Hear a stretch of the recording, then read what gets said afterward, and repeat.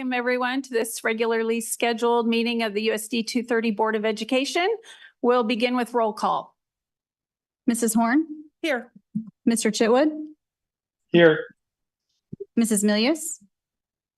Mr. Ewing? Mrs. Mitchell? Here. Mr. Hull? Here. Mrs. Baker? Here. We have a quorum. Great. Moving on to approval of the agenda. We need a motion for that. Madam President, I move that we vote to approve the agenda as listed. Okay. Is there a second? I'll second.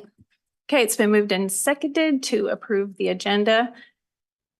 Would you please collect the vote, Rachel? Mr. Chitwood? Yes. Mrs. Mitchell? Yes. Mr. Hull? Yes. Mrs. Baker? Yes. Mrs. Horn? Yes. Approved. Okay. Please stand and join me in the Pledge of Allegiance. I pledge allegiance to the flag of the United States of America and to the republic for which it stands, one nation, under God, indivisible, with liberty and justice for all. Okay, we like to begin our meeting by reading our mission and vision statements to always keep the mission and vision of the district at the forefront. So our mission is to be a school district that engages students to learn, create, adapt, and succeed in an ever-changing world. And our vision is to maintain small town values and empower each student to achieve world-class success. So with that, we're moving on to business with individuals. One card was presented. Okay, we have one card, Ross Baker. If you could come to the microphone over here. The board allows for public comment according to our policies.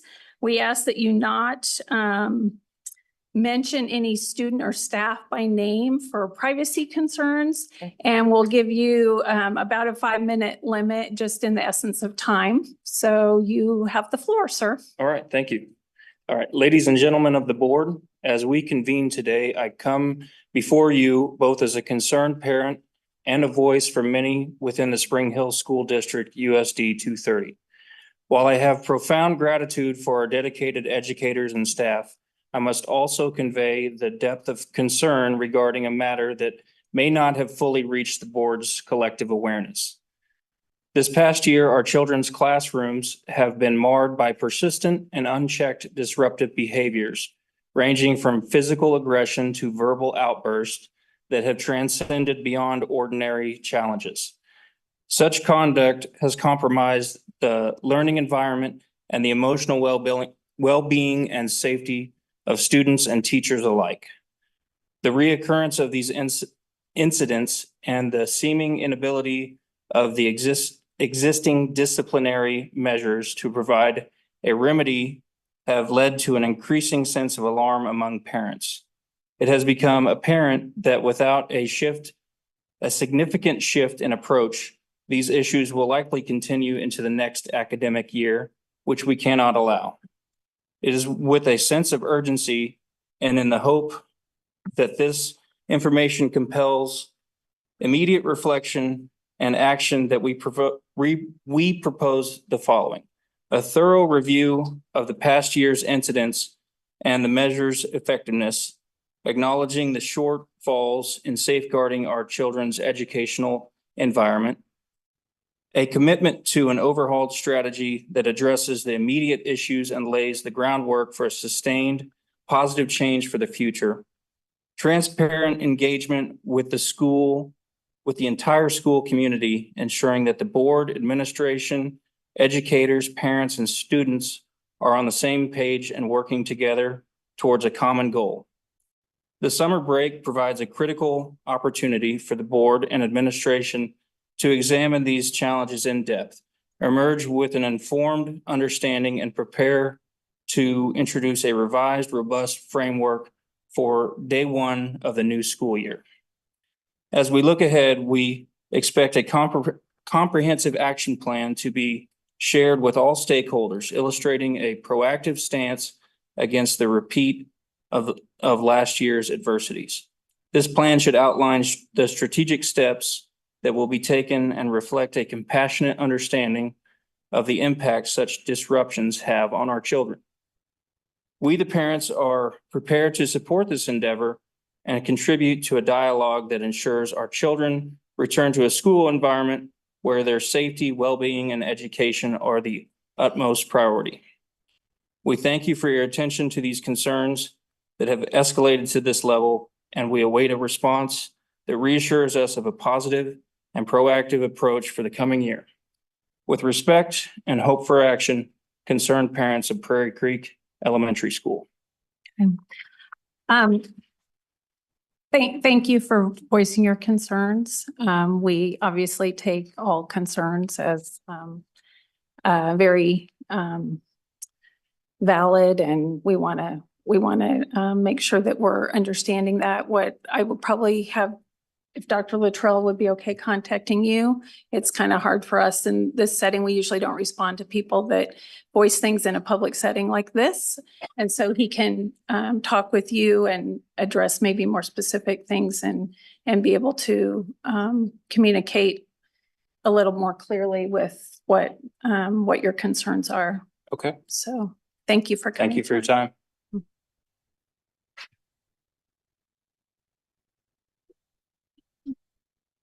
Okay, moving on to good news, recognitions, and announcements.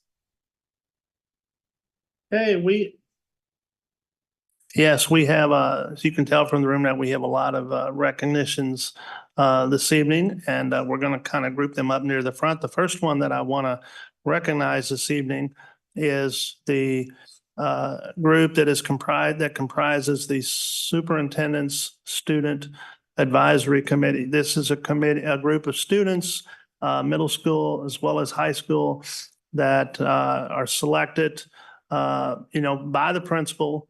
We have two or three representatives per grade. And what happens is these students come together about once a month, once every other month. And we basically talk about a variety of topics that are relevant to them, relevant to education, that they can hopefully provide input on and give feedback on, especially as some of our future decisions could very well impact them. And so I asked them, I try to get them to come to every board meeting, but they're all so busy. So I was able to convince with some pizza and that tonight to have some of them come. And I wanted them to be recognized for giving up their class time throughout the school year to come and provide feedback, to me, because it does help as I move forward on key initiatives. But I also want to give them a certificate as well as, present them with a small token of appreciation. So, and I'm also going to give them the opportunity, if they want to take the mic over there when they come up and just say a few words about the experiences that they held. They did help with the variety of topics this year that we talked about, everything from the weighted grade transition. We even talked about that last year, that we're going to be making this next school year at Spring Hill High School. We also, as you know, we did have the change from last school year to this year. We transition into the use of iPads. And, there was, again, a learning curve with that. And so, we stayed close to them to get feedback as to questions and how we could help make that a smooth experience. We also heard from our nutrition director, JC Dalton, about what were the different foods and different things that they liked in the cafeterias, as well as she shared some of the challenges and guidelines that they have to follow at the federal level whenever it does come to cooking those meals each day for our students. And we also talked about a little bit about one of the things that's come up for several years that a lot of schools continue to grapple with is, how do you, or what do we need to do? Or are we doing enough? Or are we good with everything that we do in terms of our cell phone usage in the classrooms? And we haven't quite solved that one yet, but we hope to this next year dive more into that particular one. But they can also share any of the topics that they want. But what I'd like to do is, President Mitch, if I could have you read, I'm going to go down and give them their gift. And if you could read their name, and that way I can present them their gift. We'll get some pictures in the end. And some of their names, like I said, if you just want to call their first name and we'll. Want me to come down there? For sure. They each are gonna get the same gift. It's not $100 bill or anything, but it is a very nice gift that we also gave to our staff last week. As part of the past appreciation week, so this is a very high tech, how ironic those are charger battery pack that power bank that will charge your device very, very fast. So you wanna. Okay, are you ready? Yeah. Okay. Here it is. Oh. Tristan Kiner. Want me to keep reading?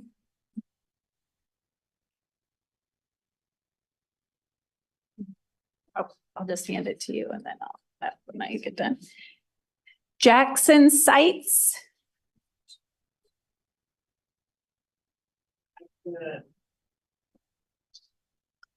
Second side. Logan Engel,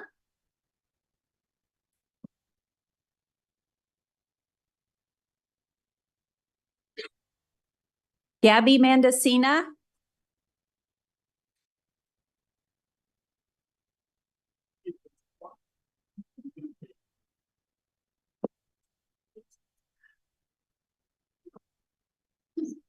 Martin Freegon,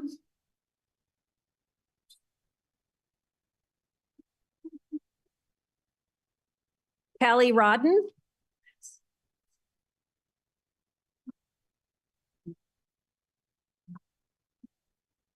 Abigail Messinger,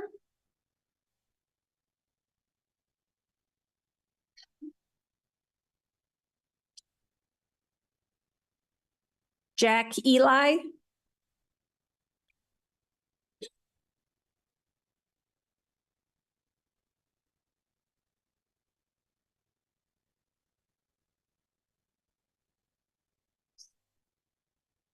Rise Stubbs, how is it? Reese Stubbs, sorry, I really butchered that one. That's why you wanted me to read these and not him. Landon Alexander.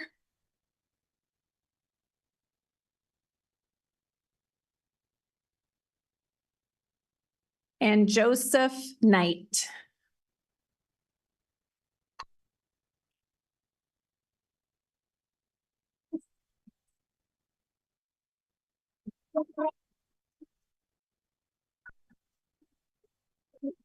Step in here. Yes. We got a. Dennis Martinez.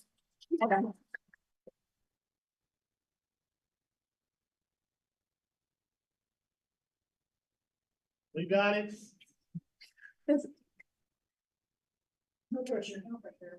There we go.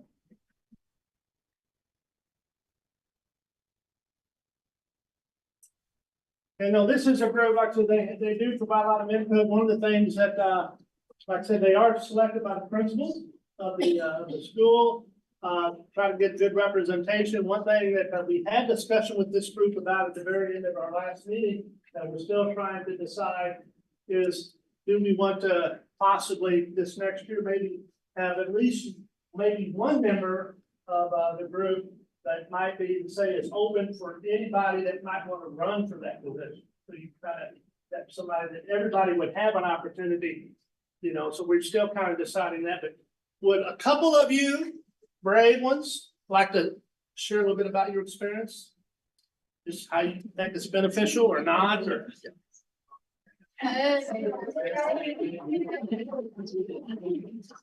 The Superintendent Council has been a great opportunity because we as students get to have voices and be heard and come from our classmates and give feedback and opinions on certain topics.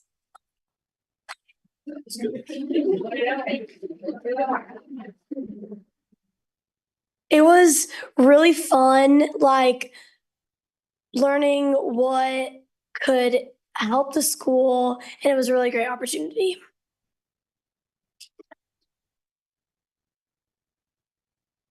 Yeah, appreciate you all very much again, your time. There's still some pizza in the bag if you want pizza on your way out. But again, we'll see you all in the fall. Thank you.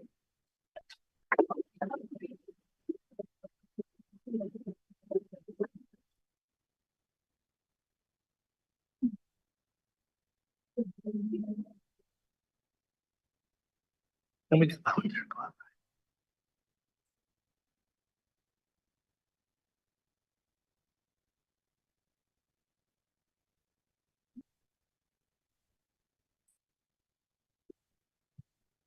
We also have our, every year, we also are fortunate to have a club from our high school that is very unique, has been in existence for quite some time, even predates my arrival, you know, within USD230. And this group is really special. It's called the Volunteer Club.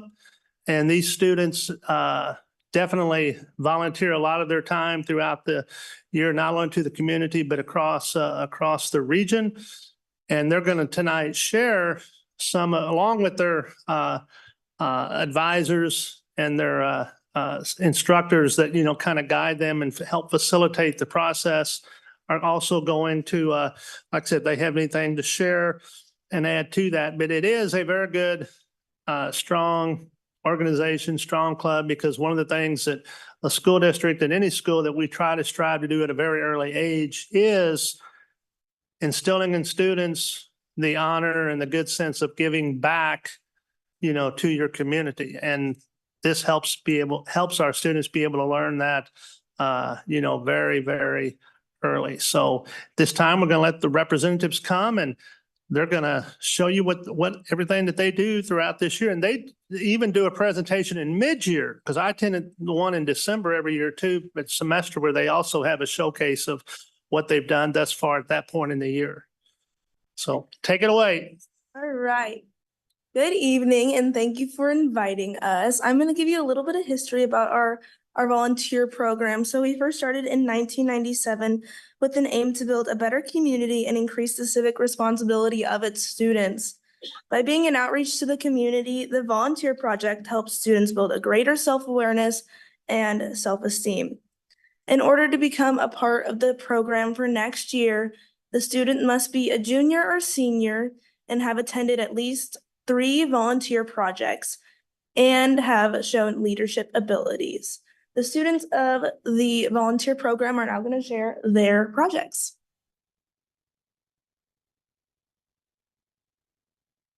Good evening. I'm Miles Pankey. This is Logan Beckman and Dennis Martinez. And our project was the bake sale, concession stand, and Jeans for Jeans Day for the teachers, in order to raise money for the Cystic Fibrosis Foundation in honor of Colton, an elementary school kid at Wolf Creek. The Cystic Fibrosis Foundation was founded in 1955 and is the world's leader in the search for a cure for cystic fibrosis. The foundation supports a broad range of research initiatives to tackle the disease from all angles. The goal of our project was to raise as much money as possible for the Cystic Fibrosis Foundation from our concession stands, bake sale, and Jeans for Jeans fundraiser. The Jeans for Jeans fundraiser took place on February 28th, 2024. 32 teachers participated, with each teacher donating a minimum of $5 to wear jeans. The concession stands and bake sale took place on February 8th, 2024. 14 students signed up and 13 attended to help work the concession stands and bake sale. We really love this project because we raised a lot of money for someone in our community. Our favorite part of our project was getting to work the concession stand with lots of our classmates while supporting an important cause. A volunteer that went to our project said it was really cool to do something for someone who goes to school just down the street. In total, we raised almost $800. Some challenges we faced that we had to assign the concession stand shifts that worked with everyone's schedule, and we had to be flexible and move people's assigned shifts around. These challenges eventually helped us learn problem solving and communication. Overall, both parts of our project were considered a success. Though this money will not be directly given to Colton, he gave this project a sense of urgency and motivated our project to have an impact as great as it was. Are there any questions? Thank you. Do you have questions? Thanks. We are the leaders of Harvesters. I'm Madison, that's Callie, and Maya unfortunately could not be here because of soccer. Harvesters is a food bank in Kansas City, Missouri that distributes food. Harvesters was started in February of 1979. In the first 8 months, harvesters distributed 155,000 pounds of food to those facing food insecurity. The purpose of harvesters is to combat food insecurity by distributing food throughout the community. At our project, we were put into an assembly line and each of us had different jobs. Some of us made boxes, others added the items into the boxes, and the last people taped and piled them in or put them into piles. The care boxes that we made were for the seniors in their program. Our project was on February 21st and 21 volunteers attended. At this project, we were able to help the elderly community from behind the scenes. My favorite part was getting to use the assembly line to package the food. This project was very impactful to those who volunteered. A sophomore at Spring Hill High School said, "I learned that one box can help so much and keep a family afloat." The only challenge we came across was we had one volunteer not attend because of conflicts that had come up. This taught us a valuable lesson that you can't predict everything and sometimes you just have to go with the flow. This project was a huge success because we were able to directly impact those in our community who face food insecurity by packaging 360 boxes of food to be distributed to those in our community. Any questions? Does anyone have any questions?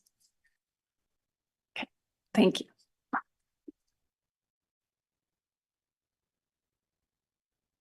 I'm Margot Todd. This is Maddie Metcalf and Logan Alexander, and we were the leaders of Friends of Johnson County Developmental Services. They were established in 1972 due to engaged parents and disability activists.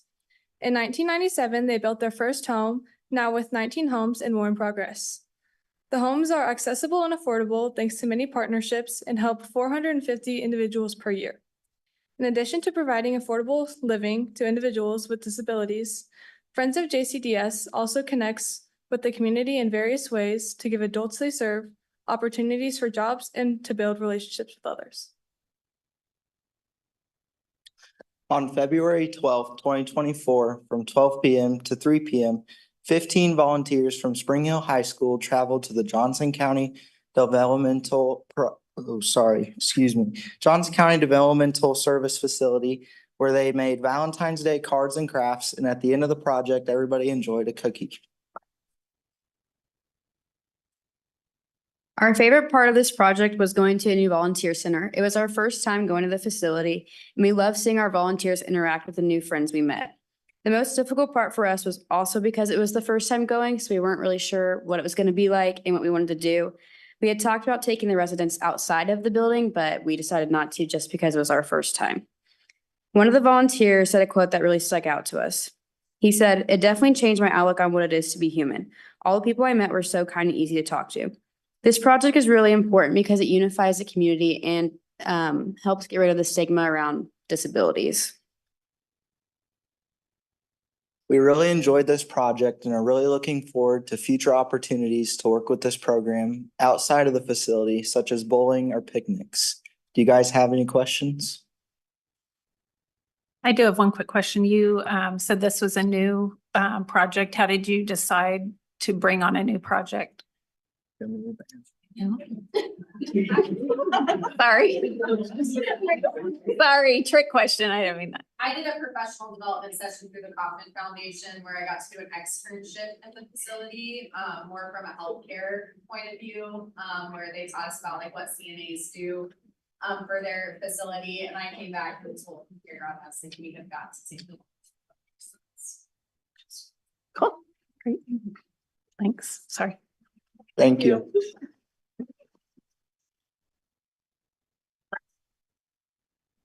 Good evening. My name is Hallie. This is Avery, and that's Jaylee, and we are the Project Here leaders. Project Here is a nonprofit organization that sorts and sends medical supplies to countries in need. Dr. James Jackson went on a mission trip to South America and noticed that healthcare workers didn't have proper supplies to do their jobs. Now he and his wife have developed this program to provide over 2,000 cargo containers of life-saving medical supplies to more than 135 countries all over the world. Their mission is to deliver health and hope to the world. Our project occurred on February 6th this past year. We had 20 volunteers show up, plus us 3 leaders. Our group was split up into 2. One group was organizing medical supplies into their labeled bins, while another group got to do the more fun stuff and throw away the boxes that we did not need. Our project matters because it helps us send medical supplies and equipment to countries in need. My favorite part of the project was watching everyone be able to work in a short amount of time, sorting and knowing how we were helping. One of the volunteer students who attended the project stated how they didn't know how generous people in our community were and how awesome it was to see everything donated. One of the challenges our project faced was we were running about 45 minutes late because of traffic. But even with that, we were able to complete all the tasks that were given to us. Our group worked hard to plan out and organize this project despite the adversity we had to face. Thanks to all the volunteers, we sorted 4 boxes of medical supplies that helped get the organization a head start to the new year. Are there any questions? Thank you.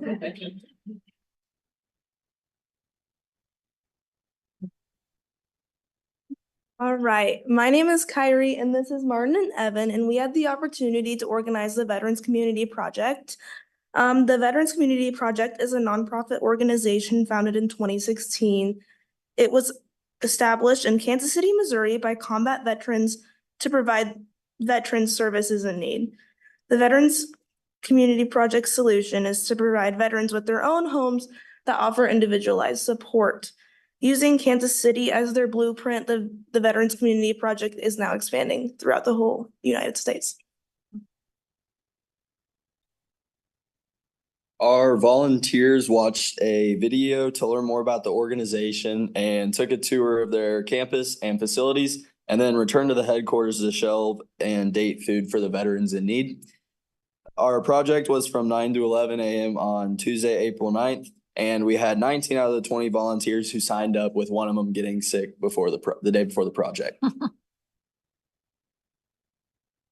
This project matters because it is crucial to honor and respect veterans who served our country. And it is important to realize that it's difficult sometimes to return to civilian life from service in stride. Our favorite part of the project was that we completed 20 hours of volunteer work in just 1 hour. One quote from a project volunteer was that, "I learned about how we should just honor everyone who served regardless of service time or status." One challenge that we faced was that we did not supply the organization with any donations. If we were to do this again, we would have collected donations from students beforehand. This project was a great success thanks to the positive and hardworking attitude shown by our amazing volunteers. The facility who showed us how all veterans should be honored no matter their past. Do you have any questions? Thank you.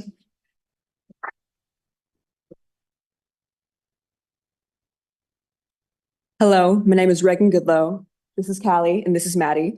We are the leaders of the Salvation Army Ice Cream Social. Our project took place at the Salvation Army Johnson County Family Home, which was built in 2014 to replace a 67-year-old motel turned shelter that was falling into disrepair. The $2.3 million project provided safe, upgraded, private living quarters for families in need.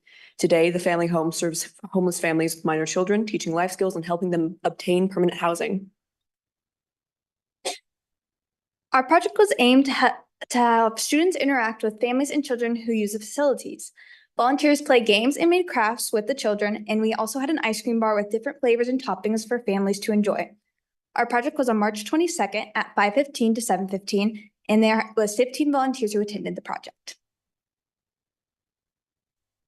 This project definitely mattered as we were able to help families facing homelessness have a great evening. My favorite part was probably playing with the kids. There's a picture on this of me on a scooter, and the girl was having so much fun, but I was like so tired, but it was worth it. She was having a great time. So I loved getting to interact with all the children at the facility and just give them a nice night.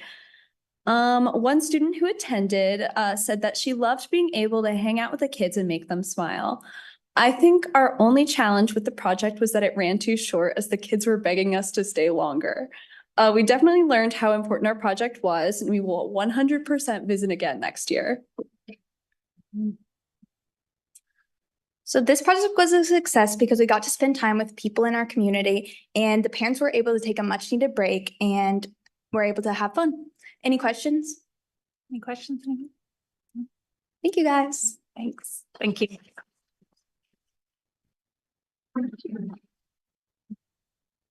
Along with the projects we do, we also volunteer throughout the week. So every Thursday, we visit our adopted grandparents. These are elderly individuals in our community who wanted the chance to get to know the younger generation. We go in groups of 3 to 4 and spend time with them every Thursday. The reason why we do this is to give back to the elders of our community and to also just bring them company as they sit in their environments. Some of us will sit and talk with them. Others will play games, paint nails, make food even, just a bunch of fun stuff to brighten up their days. My experience is a little different because I go to my actual grandpa. So I just go hang out with my grandpa every Thursday and it's pretty fun. We usually just sit in his room and he tells me about what life was like as a kid. So it's fun. Okay, so I see this really sweet woman named Winnie at Colonial Oaks every other week, and my group always has a great time. We like to bring joy, keep her company. We like to talk, paint nails, and joke around. Winnie's a really sweet lady, and we really look forward to seeing her on Thursdays. Okay, so doing adopted grandparents is always a success because us students learn a lot from each of our grandparents, and we also get to brighten the lives of them. Us as students get to feel fulfilled, and it's a really nice feeling to just, hang out with these people. This tradition is a success, and we will carry it on in the future for our volunteer class. Any questions? Okay. Is this just at a nursing home or is it just in people's individual homes? How do you? It depends on the group. So I go see Winnie at Colonial Oaks at a nursing home, but other groups go to their houses. So it depends on the grandparent. Any other questions? Do you need like the community to give you recommendations of people? Or do you need that? Okay. We get recommendations from community members or often, so Pete Styles and DC Styles, we visited them for a while. And so anyone, if you guys have suggestions, we would love, we need some opportunities next year. So some people are moving. Very good. Okay, thank you. Yeah.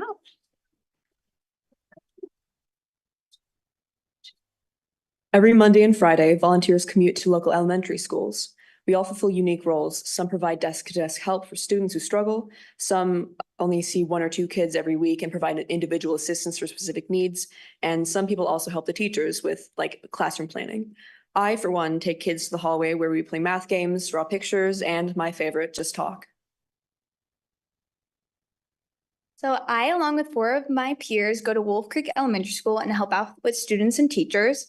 I work with a special education program, and it is such an enjoyment to hear about her life and just give her advice and just chat with her. I have gotten to see her grow academically and emotionally. It's really just rewarding to see the progression through the years, and you don't really notice how much they grow until you actually watch them. And it's kind of just a full circle moment because I used to go to Wolf Creek, so now I get to help the kids in that community. And yeah. It is so fun to see the kids grow throughout the year, and it's so rewarding to give them advice. And it is a big privilege to be a role model for the children at the school. Are there any questions? Thank you so much.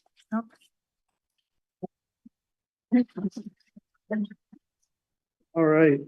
So as you can see, our volunteer class has worked so hard to try and make an impact on our community. I'd like to thank everyone for giving us their time to hear about our projects and some of the things we do in volunteer.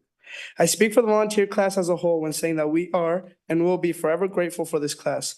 We are so privileged to have such a special program in our school. Thank you all again. Any final questions? Go ahead. You got one? No, go ahead. Go ahead.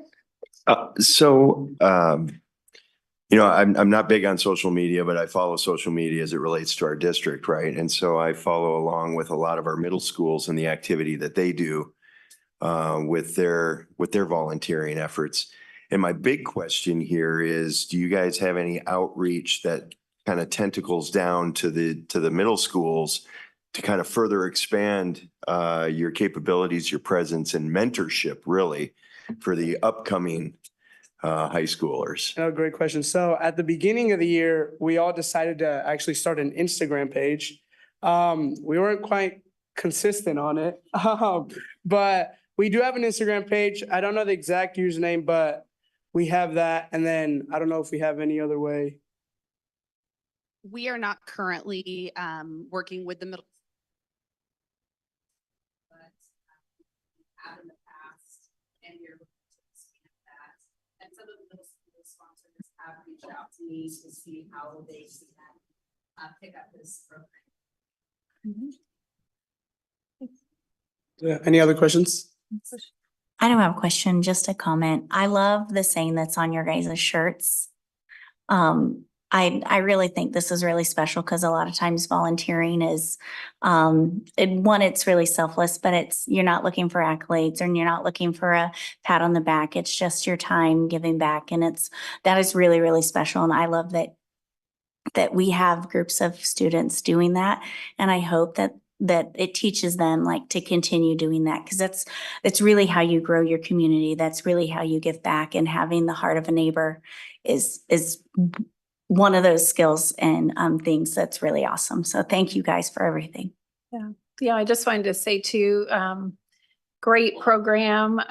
I've known some people over the years that have been those grandparents for you guys, and this year knew somebody very personally, and it was the highlight of her week. And you guys are she's moving, and you're gonna be very, very missed next year because it really did have a huge impact in all the things that you do. And I think more than that, like last year we had a meeting with the Fall Festival Committee with my work, and a lot of those people on that committee are people that started in this volunteer class, and now they're adults in the community and they're still giving back to their community. So it's planting a seed in your hearts that will carry on your whole life. So thank you to the sponsors and Mr. Williams and everybody that supports this at the district level too. So thank you. Do we have anything else? Not for the volunteer. Okay, Thank you guys. Thank you all. And then for also in recognitions tonight, we also, as you know, throughout the year, we try to recognize individuals that have been nominated to receive a core value award. The core values are one of 5 core values that the district USD230 has identified that are form the basis of what we are about. Everything from student success, world-class staff, supportive environment, community engagement, as well as transparent leadership. And so tonight, we're going to have one of our principals, Mrs. Beth Cooper, is going to come and she's going to recognize an individual with a core value award. So I'll turn it over to Mrs. Cooper. Thank you, Dr. Luttrell. Tonight, I would like to recognize Shawn Jones and celebrate her retirement. 30 years ago, Shawn started her career in Spring Hill as a special education paraprofessional. After a few years with a background in computer science, she slid into the computer para position and has been integral in developing that program over the last 25 years. When Shawn retires next week, our district is definitely going to lose a piece of its history. In her time here, Mrs. Jones has seen us go from Apple IIes and floppy disks to desktops, laptops, and tablets. She's worked in the elementary building that is now the Spring Hill Community Center, the intermediate school that is now the Early Learning Academy, and Hilltop. 11 years ago, she helped open Wolf Creek and has been there ever since. As the computer teacher, Shawn is part of our specialist team. When you're a specialist, you teach every child in the building every week. You have to be a master of classroom management. There aren't a lot of people in the world who can be just as effective managing a group of 5th graders in the spring as they are at managing a group of kindergartners in September. Shawn achieves this by building strong relationships with all of our students. She has a passion for teaching and loves to guide students through activities that give them the opportunity to explore and learn.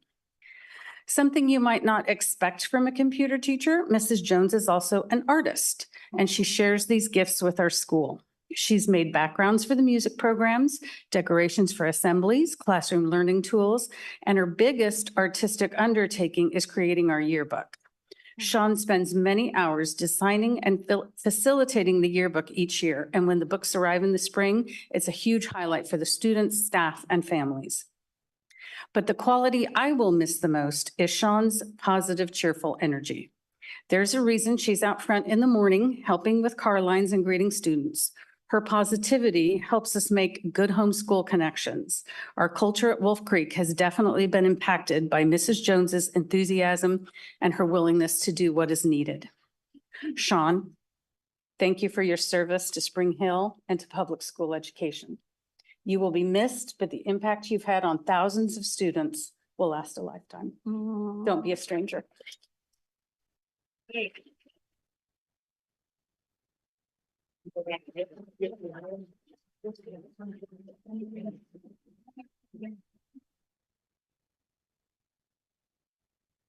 Picture. You get a picture? You gotta get a She picture? wore her special shirt. I wore my shirt.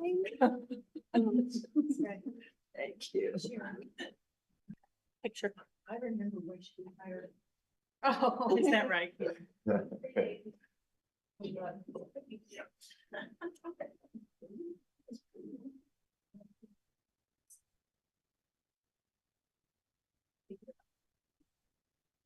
Oh, well.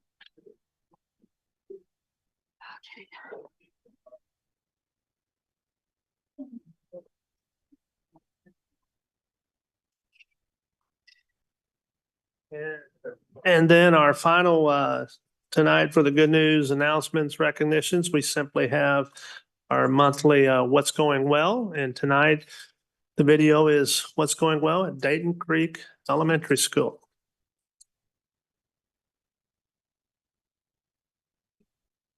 At Dayton Creek, we are really committed to supporting the district mission vision and of course upholding the core values. We have a very world-class staff that supports our students to be successful. That starts with instruction that's going well in the classroom. Our students are well supported in terms of instruction, but also with their social emotional well-being. We are proud of the environment that we have here at Dayton Creek, and we just can't wait to see more of what happens. What's going well here is our teamwork and just our togetherness, our staff and students working together to just build a great year and have an awesome end of the year. Our teachers had the opportunity to vertical PLC this year. It's their first year doing that. They had the opportunity to meet with a grade level above and below. They talked about academic success, standards that needed to be reviewed for that group of kiddos, and then what the prior grade level did really well. We have shifted this year from just calling student council to a student lighthouse team to better reflect that we are a leader in me school. We have 4 officers still, and those boys lead meetings that we hold once a week. We call it Chat with the Cavaliers. One student from every class comes and we talk about what they love about Dayton Creek and what they would change. PTO has been able to provide community events. So our Boo Bash, our Winter Fest, our Bingo Night, and our Grand Dinner all went well this year. Our CKLE implementation is going well. Right now, we're working on a pausing point in 2nd grade over there in immigration. They're making a really cool collage.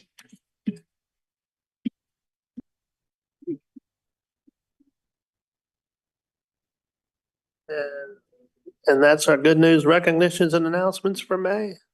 Very good. Okay, moving on to the consent agenda. The consent agenda consists of approval of consent agenda items, approval of minutes, treasurer's report, personnel, teaching and learning product renewals, Skyward renewal, Microsoft renewal, IDEA assurances, sick leave buyback, natural gas contract, SPED contracts, and after-school program and contract.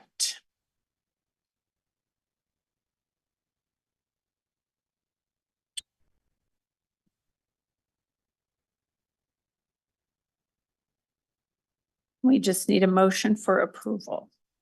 I wasn't sure if you wanted to open it up for any type of questions, but If anybody has questions, we could ask them. Then I am going to channel my inner John Chitwood. And Madam President, I move that we approve the consent agenda as presented. Okay, there's a motion. Is there a second? I'll second. Okay, it's been moved and seconded. Is there any discussion? Seeing none, please collect the vote. Mrs. Milius, Yes. Mrs. Mitchell, Yes. Mr. Hull, Yes. Mrs. Baker, Yes. Mrs. Horn, Yes. approved.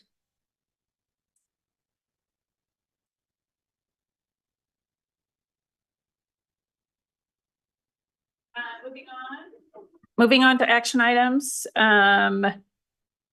We have 8.01 approval of the academic calendar for 25-26 school year. Yes,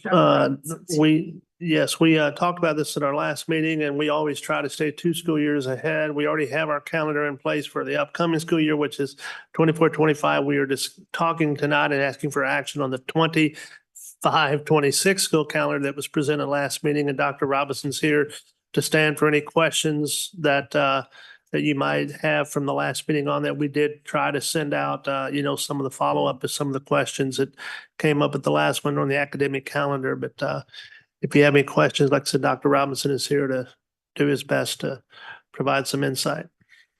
So I know you guys kind of work with this every day, but since it's been a couple weeks since we've looked at this. Could you tell me what, you feel like the biggest challenges were with this calendar, and then start with that, and then Yeah, the biggest changes from next year's calendar to the following, probably 2 things. One, there's an extra professional development day that was moved to the beginning of the year, and that was based on feedback we received from our teaching staff. And then the other change would be the conference schedule moving from February to March before spring break. Those are probably the 2 biggest changes that the committee proposed. So what challenges did that moving the conference thing create for? Yeah, Buildings? I think what came from the staff survey, and we tried to answer some of that from questions from the board as well. I think one, you get into, is it a long block of time for parents to supervise their children? And I tried to just give you a breakdown of how similar it is a long block of time. As a parent of 2 5th-grade girls, I understand what that looks like. But at the same time, it's really only a day or 2 more than what we have currently. So that's one piece. The other piece that has come up, it probably impacts the high school more than anywhere else. And yet, I'll try not to throw Mr. Williams under the bus back here, but it's also the place we probably have the least participation in our spring conferences. So, if you're looking at that piece, I think there's probably better ways for us to accomplish the individual plans of study requirement and the scheduling piece. If we've got, and that's part of why we would propose not making that change for next year and giving us a year to continue to work with the high school to put a good plan in place. We have some thoughts on it, but some of those we'd want to make sure we're keeping our association in the conversation as well before we make any changes to teacher expectations. So the challenges at the high school will be addressed through some communication and collaboration with. We've already started some internal conversations here. We'd want to pull in their counseling staff and some other members of the high school team. And then because conferences and the time around it is somewhat negotiated, we want to make sure we're keeping our association in the loop as well. But so, you're recommending this. So obviously you think that there's a good consensus Absolutely. that you can Yep. work out those challenges. Okay. Anybody else have questions? Well, yeah, and if my memory serves me right, Dr. Robinson, roughly 2 out of 3 staff were in favor of option 2, and then within a margin of error, the parent vote was roughly 50-50, right? Either way. it's hard to calculate the parent vote because we also gave them places where they could choose whether or not they really didn't care either way too. So, but yes, that's the way the survey data came out. Yeah, okay. Okay, does anybody else have any other questions about so this is not this coming school year, but 2025-2026 school year calendar? So I see the same struggles for families that we have with having an entire week off of Thanksgiving. That's what I heard a lot, daycare or providing care for their kids. The unfortunate part is when we have excessive days off, parents struggle to find a place for their kids. And not that we, as a district, are daycare, that's not it, but we are a large part of this economic chain. And I think that's the hard part for me, because the people that can't take off work, can't afford additional daycare, whatever that looks like, those are the people that are really affected by this. Well, and we're already asking them to take that time off, no matter where we do it. It's a matter of, is it together or not? This actually probably gives us the better opportunity to work with the YMCA, who have offered childcare, which is something a lot of other districts can't speak to during spring break. They've offered some of those opportunities. It should give us an opportunity to work with them on whether or not they can extend into that conference week as well.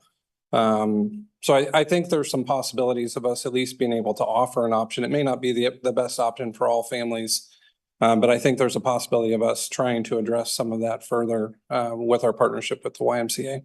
So do they offer free? I don't know what their cost structure is. And this could lead into a lot of times our before and after school care fill up like that. So that could be the same situation. There just really wouldn't be room. It hasn't in the past, so this would be new, but the spring break one has actually not been really well. Gotcha. I understand. Okay. So this is probably where I'm gonna put my money where my mouth is just a little bit. As a parent, I was a pretty hard no on the changes, but I appreciate all of the work you did in getting the concerns addressed, some of the mitigation, at least the conversation started. And I would really, there's no way I could go against the percentage of teachers that backed this. So I just appreciate what you did to get us those answers. And that's the part I would remind the board too, that we highlighted at the last meeting, but it's been several weeks. This isn't my recommendation. This is coming from a committee that was made up predominantly of teaching staff, who looked at this option and several others, even before the survey went out. So there was a process of looking at current calendar, kind of taking feedback from staff, trying to address those things that we had heard as concerns and building it into this calendar option. It went through several there's several option twos out there that our communications team built. But it is a recommendation that's actually coming from that calendar committee. Yeah, and I don't really see any reason why we wouldn't approve it. I just think that, addressing those concerns and communicating a lot with the people, but I understand needing to pull the association in, and that's not something that you can do overnight or, before we approve it. So, I would say I appreciate getting the questions that came in. It does help us and hopefully providing you better information before the meeting and hopefully being better prepared for the questions that might come up at the meeting. And the only other thing I would add is memory serves me, the high school participation, both from staff and from the parent community, far outweighed any of the participation from any of the other schools. And so my challenge to the parents and the staff of the other schools is step it up. Well, I think you have to remember it's one pool divided by 5, right? So if you take all the elementary schools, I think it looked a little better. okay. So this is an action item. So need a motion. Madam President, I move that we approve the academic calendar for school year 25-26 as presented. Is there a second? I will second. Okay, it's been moved and seconded to approve the calendar 25-26 school calendar. Is there any further discussion? Okay, please click the vote. Mrs. Mitchell, Yes. Mr. Hull, Yes. Mrs. Baker, Yes. Mrs. Horn, Yes. Mrs. Milius, No. approved. Okay, moving on to approval of student handbook changes and recommendations for 2024-2025 school year. Dr. O'Connor. Again, the annual handbook revisions were presented last meeting also, and again, we'll stand for questions for those from Dr. Robbins. We did make a couple changes since the last meeting based on feedback that we received from you all. One of those, there were multiple questions about the field trip signing students out. And the way we addressed it was, I think before it was we wanted them to sign their child out before the field trip left for the day. We heard the feedback from all of you, made a change to where they could sign out with their teacher on the field trip. We're still encouraging them to ride there, and part of that is making sure we've got everybody in the right place, but also some of it's a district liability component as well. But this would give an option for parents who want to sign their child out to do so. Currently, just a reminder, currently our handbook doesn't really allow for that. So it's one of those pieces that probably needed to be changed to be current with the law and yet still provide a procedure for doing so. The other change we made was to screenings. There was a question about whether dental screenings were done at all levels. They are not. What our team, when they had copied the recommendation from our nursing staff, they copied the elementary one to all three handbooks. So that piece has been taken out of the middle school, high school piece. There were a couple other questions that came up from board members that I would just highlight. One of those that's come up from a few of you had to do with AI, with Insight and Kansas Virtual making that change. Mr. Williams, Dr. Smith, and a small group of us did discuss it. We are expecting in coming months to get guidance from a work group from KSDE around AI. And so rather than changing our handbook right now, we'd like to see what guidance comes from them before we do so. We feel like as far as the misuse of it, we would still be covered under our AUP, our acceptable use policy, and plagiarism components of our handbook. And so it will give us a little bit of a leeway, but I would expect when we get that guidance that we will be looking to put something in our handbooks to address it. The other one, we had a question come up from one board member about a statement that's in there related to homeopathic medicine. It probably is a piece that needs to be looked at in the future. It's kind of it was a statement from a Kansas Administration of Medication guide from several years ago, and it's in multiple handbooks across the state. But it looks to be kind of outdated. So it's something that I'll have our nursing staff take a look at for next year. Right now, it's kind of there as a disclaimer that it's a statement about homeopathic medicines, basically saying that they haven't gone through the same testing as other medications. But I would remind you, part of this was our nursing staff wanting to have some guidelines back in the handbook so they could give them, should we get it from a parent with a recommendation from a medical provider. It was a piece that was in the handbook 2 years ago and I think was taken out of this last year's handbook. So the wording's identical to what was there before, but we'll go back and study what other districts are doing for next year's handbook a little bit further. Those are the only other questions that I heard from board members in advance, but I'd be happy to answer anything else that might have come up.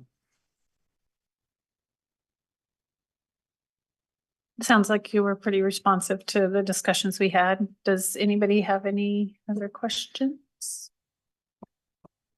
Okay, this is an action item.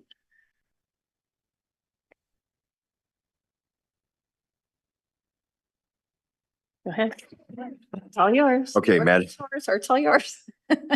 Madam President, I move that we vote or that we approve the 24-25 student handbook considerations and recommendations as presented. Okay, is there a second? I'll second. Okay, it's been moved and seconded to approve student handbook changes and recommendations as presented. Is there any further discussion? Okay, seeing none. Mrs. Henderson, would you please collect the vote? Mr. Hull, Yes. Mrs. Baker, Yes. Mrs. Horn, Yes. Mrs. Milius, yes. Mrs. Mitchell, Yes. approved. I would mention as they're coming, I get to present it, but it was a team of administrators, and especially should give some credit to Landon Parker who did all of the revisions and things that you see were all his work. So I told him if there was a mistake, we'd blame it on him. So I should probably give him credit Yeah. as well. Tell him thank you from us.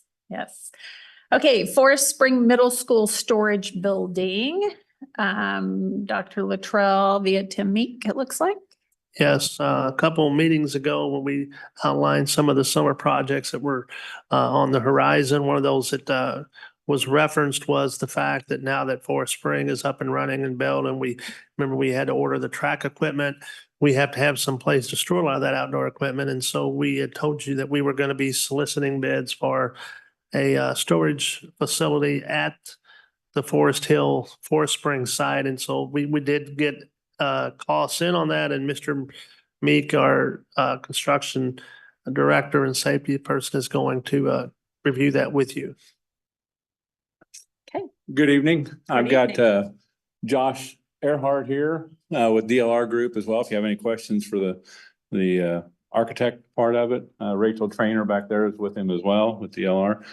Some of you might recognize him. Josh lives here in the community, and he is a landscape architect, but he actually ended up doing a little bit of the drawing of the building too this time. Tested his pencils off, and I think he actually did it on the computer. I think he's not an old man like me and draws by hand. So the shed that storage building, I'm sorry, I always call them sheds no matter what they are if they're out there at the track, but the storage building we're looking to construct is a masonry building with a composite roof on it. It'll match the building. That was one of the things the city of Spring Hill said we had to do, was to match the style of the buildings and facilities are there now.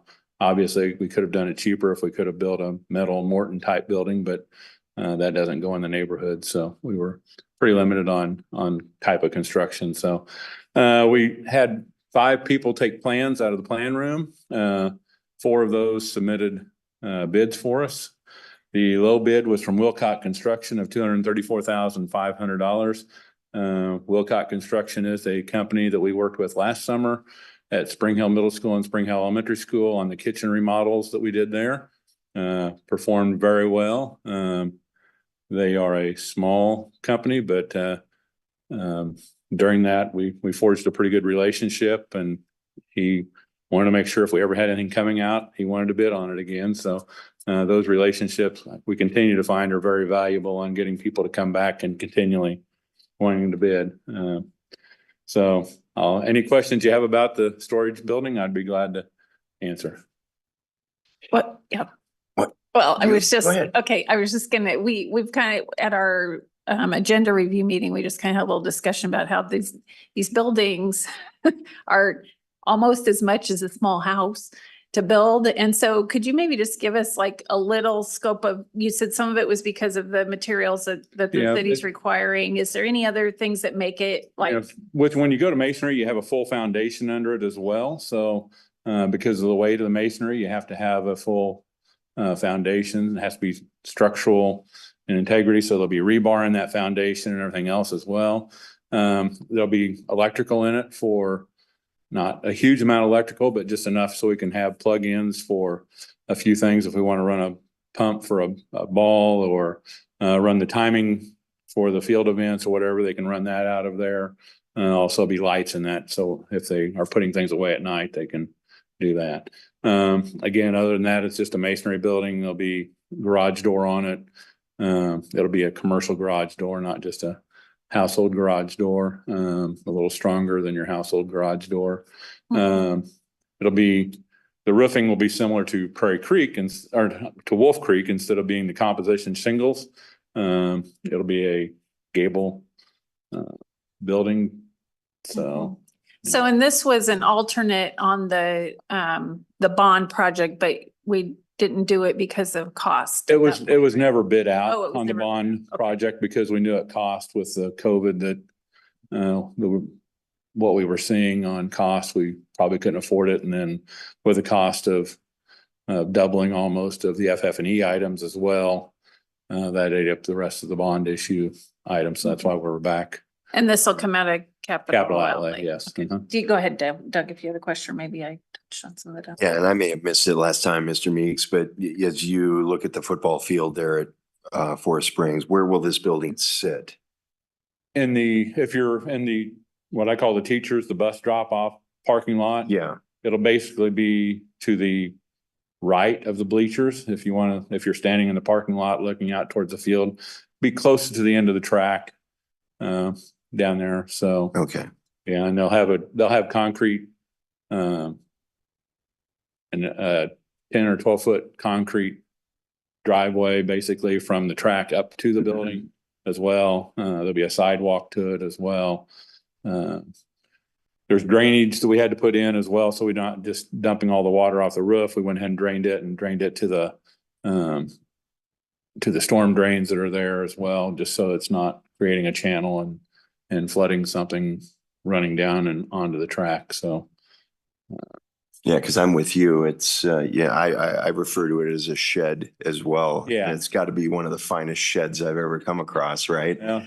And I don't want to put you on the spot here, but does anybody have an idea? Do you have an idea on what the cost of all of the equipment that would be stored in there? You know, the value of all of the equipment that would be stored in this thing is? I'm trying to remember what our track equipment ran. It'll be all the track equipment, which was over $100,000, I believe, plus any football equipment that we have as well. All their not the kids pads, but their blocking dummies and pads off of their sleds and things like that. They'll be putting in there as well. There'll be room. It's about a little over 1,000 square foot building. So there'll be room for, some PE equipment that they would use outside as well. So, yeah. Yeah. Good. Okay, does anybody else have any other questions for Mr. Meek? Yeah, can you remind me how much it costs to build the one at Forest Spring? And I know the inflation and all that, but Woodland Spring? Woodland Spring, thank you. We do not have one at Woodland Spring. Oh, we don't? Okay. No, the city of Olathe would not allow us at the time. We're going to go back to them now and try to see if we can't. Right now, we're storing things in a trailer.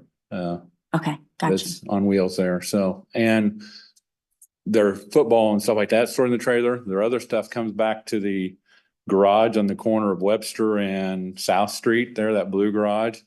There's flowers in there this last weekend, but now that the flowers are out of there, the grounds guys will be moving all that stuff back in there. It's not big enough to hold two. I tried to get Kylie into letting me have half of it for this stuff, so I didn't have to build this, but and I know there wasn't, but I thought he could at least shove it a little harder.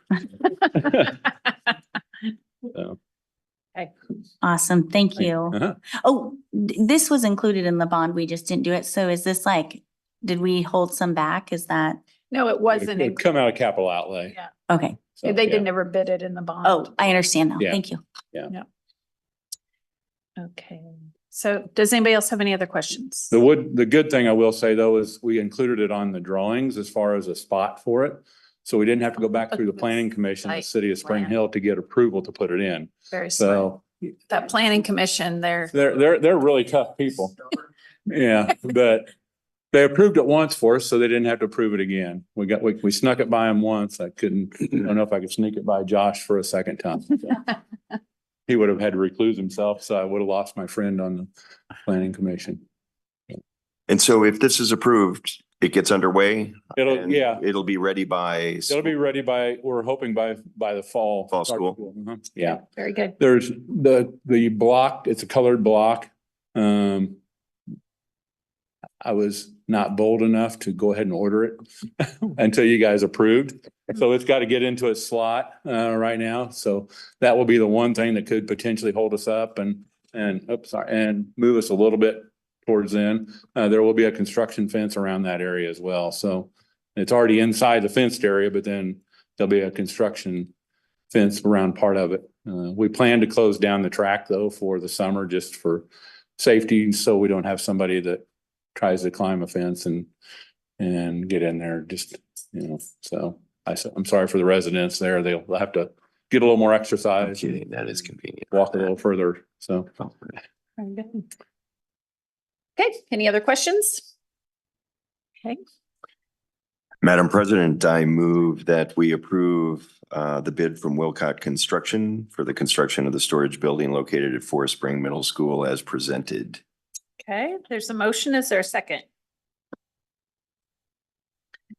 I'll second. Okay, it's been moved and seconded to approve the bid from Wilcott Construction for the storage building located at Forest Spring Middle School. Any further discussion? Okay. Mrs. Henderson, please collect the vote. Mrs. Baker, Yes. Mrs. Horn, Yes. Mrs. Milius, Yes. Mrs. Mitchell, Yes. Mr. Hull, Yes. approved. Okay, that ends our action items. Does anybody need a break or should we move on to discussion items? I'm good, believe it or not. Okay, just checking. Okay. So moving on to discussion items, 9.01 Spring Hill High School band uniforms. You guys have waited a long time, so thank you.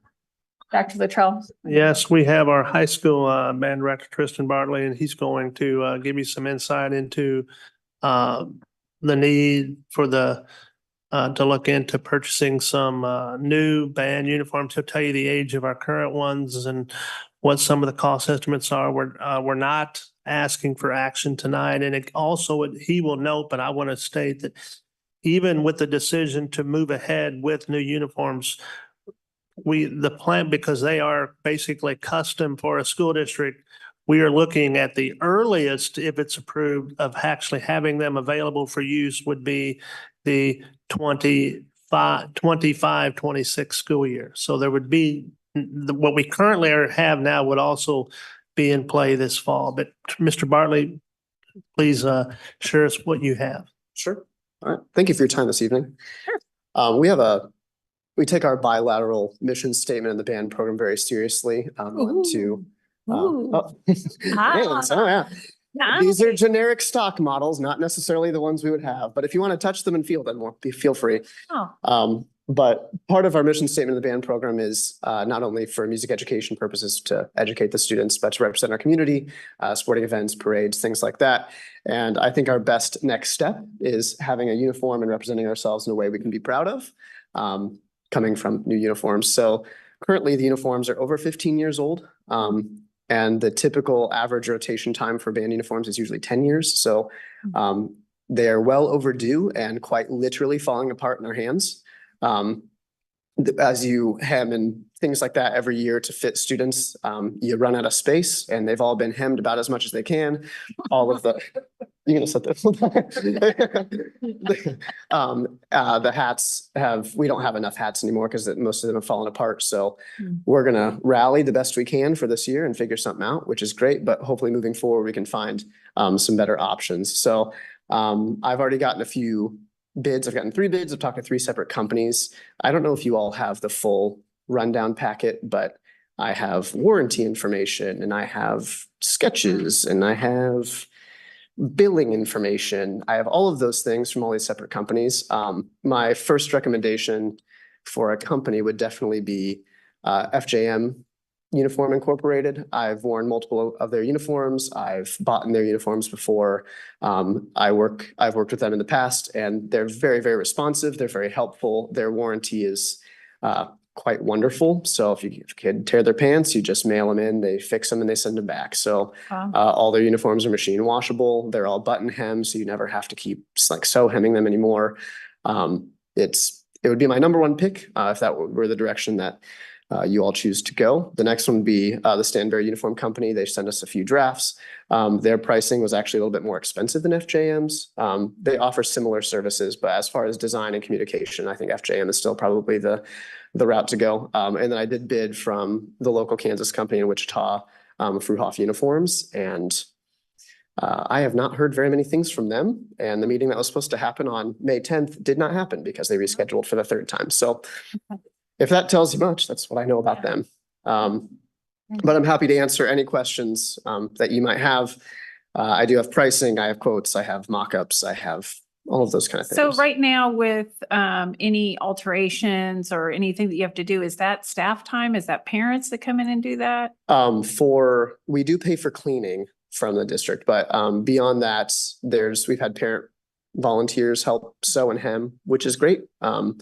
But it's kind of an It takes a overhaul. lot of And coordination. it takes a lot of time. And So these button hems, is that something the students could do themselves? And when I have done this in the past, and I've gotten new uniforms in the past, there was a day we all buttoned hems ourselves and I stood there and like measured their leg and buttoned them, and it is a much easier process. Wow. Yeah. Okay. Anybody else have questions? Yeah, FJM, where are they based? Ohio. Ohio, I think it said that. I think I read that somewhere. Yeah, never mind. All right. Is one of these what you would be going after specifically? Like I see, it looks pretty sharp, but it's purple and gold. So one of the benefits of the FJM design, and I can show it to you, is the versatility of the uniform. So essentially at FJM, they have like a vest jacket, and then the sleeves, it's essentially like an Under Armour undershirt that you can change to any color you want. So, and that's only like $30 a kid. So if we have a show about water, you can have a blue one, and you can things like that. Wow. So we can have like a Friday night parade, purple, things like that. It's a little more adjustable, and it keeps you from, as the designs go out of date, it keeps you from buying new uniforms every 3 years. So that's kind of one of the, so if you want to see the actual mock-up, I have it, of what we're looking at. I'm happy to bring it to you if that's what happens here. You can just pass around. That's great. Is it on here on your presentation? It is, yeah. It's under the FJM section. Yeah, we can fit. And obviously that shirt would not be blue, it'd be purple. Good call. Yeah, Will any of these have any sparkle on them? yeah. There's a little more pizzazz in the one that is coming around. It has like they're kind of some gold, it's like a gold beading kind of down the side, things like that. Never gotten that question before, but really happy to answer it for you. So can you tell me what's all included? Is it a hat, shirt, I pants, will gloves, send you. shoes? Like what are we looking at? It will not be gloves, it will not be shoes, it will not be socks, but other than that, it is everything that comes with it. Uniform bag included, hat bag included, or hat case included, things like that. So It's the tall hat. yeah. Yep. Very good. And I'm sorry, I really don't mean to ask a dumb question, but are they gonna be purple? Yes, so. Like in the picture, right? Yeah, so Okay. the Just making sure. they're not- the initial vest is more of a neutral, because then you can change the color, whatever. If you want a different purple in 3 years, and get a different purple. And then the sleeves and the plume Just- and the collar, and that's all purple. Got it. But like the initial chest plate will be Will be gold. gray. Will be gold and black. Yeah, Oh, okay, will be okay. gold. Like that. Yeah, there's like a, And then you add in the What's purple up? details. then you add the purple details. Tracking. If you Yes. hold it up, you can see it's kind of like theirs now. Their underpiece is one sort of Right. like their pants. Yeah, so essentially it comes apart as a vest. That's pretty snappy. So this is the part Oh, that- okay. It has an SH logo on it. But this is the part that's the best, and this will have gold stripes down it, and it says SH on the chest plate. And then this is the part that's much cheaper, and we have purple ones, we've got another black and gold one that comes with it, so it's much more versatile in design, but this is the only part that doesn't have purple on. Cool. Okay. Everything's. That's good. I just don't want to be Paola, you know what I mean? You know what I mean? I understand. Okay, so this will be coming back for an action item soon? Next meeting? It can be, I mean, I think it would be up to the president. I think they would like to, I think, have them approved if they're going to be approved, so they can get into the production chain by late summer at the latest. Yeah, it says a 9 to 11 month production time, which has checked out for most of the time those things occur. It's way more convenient to get them in April and May before the school year ends, to get kids fitted, to get things like that. So you're not trying to do it the day before a football game the next Right. fall. So, I mean, if we're to move forward, then the sooner the better, just to allow as much time. And also they get held up in production, and those kind of things do happen. So this might be more questions for you. Where's the money come from? A high school activities budget? No, this would come out of talking with Doug. There are certain things that when they're gonna, over a certain amount, they're gonna last many years.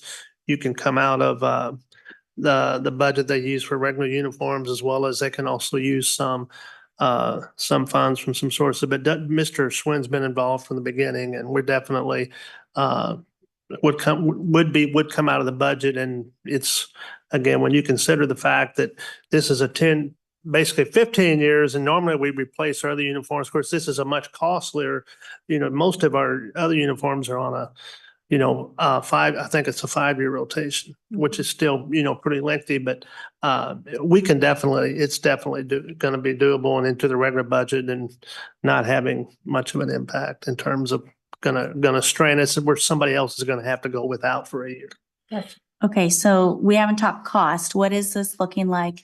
And how are you predicting how many students you'll need it for? As goodness, your program's growing leaps and bounds, I'm sure. Yeah, sure. So I have the updated enrollment, and we're about plus or minus 9 kids right now in the predictions, but I've got the next 4 years enrollment for band, for middle school band and high school band.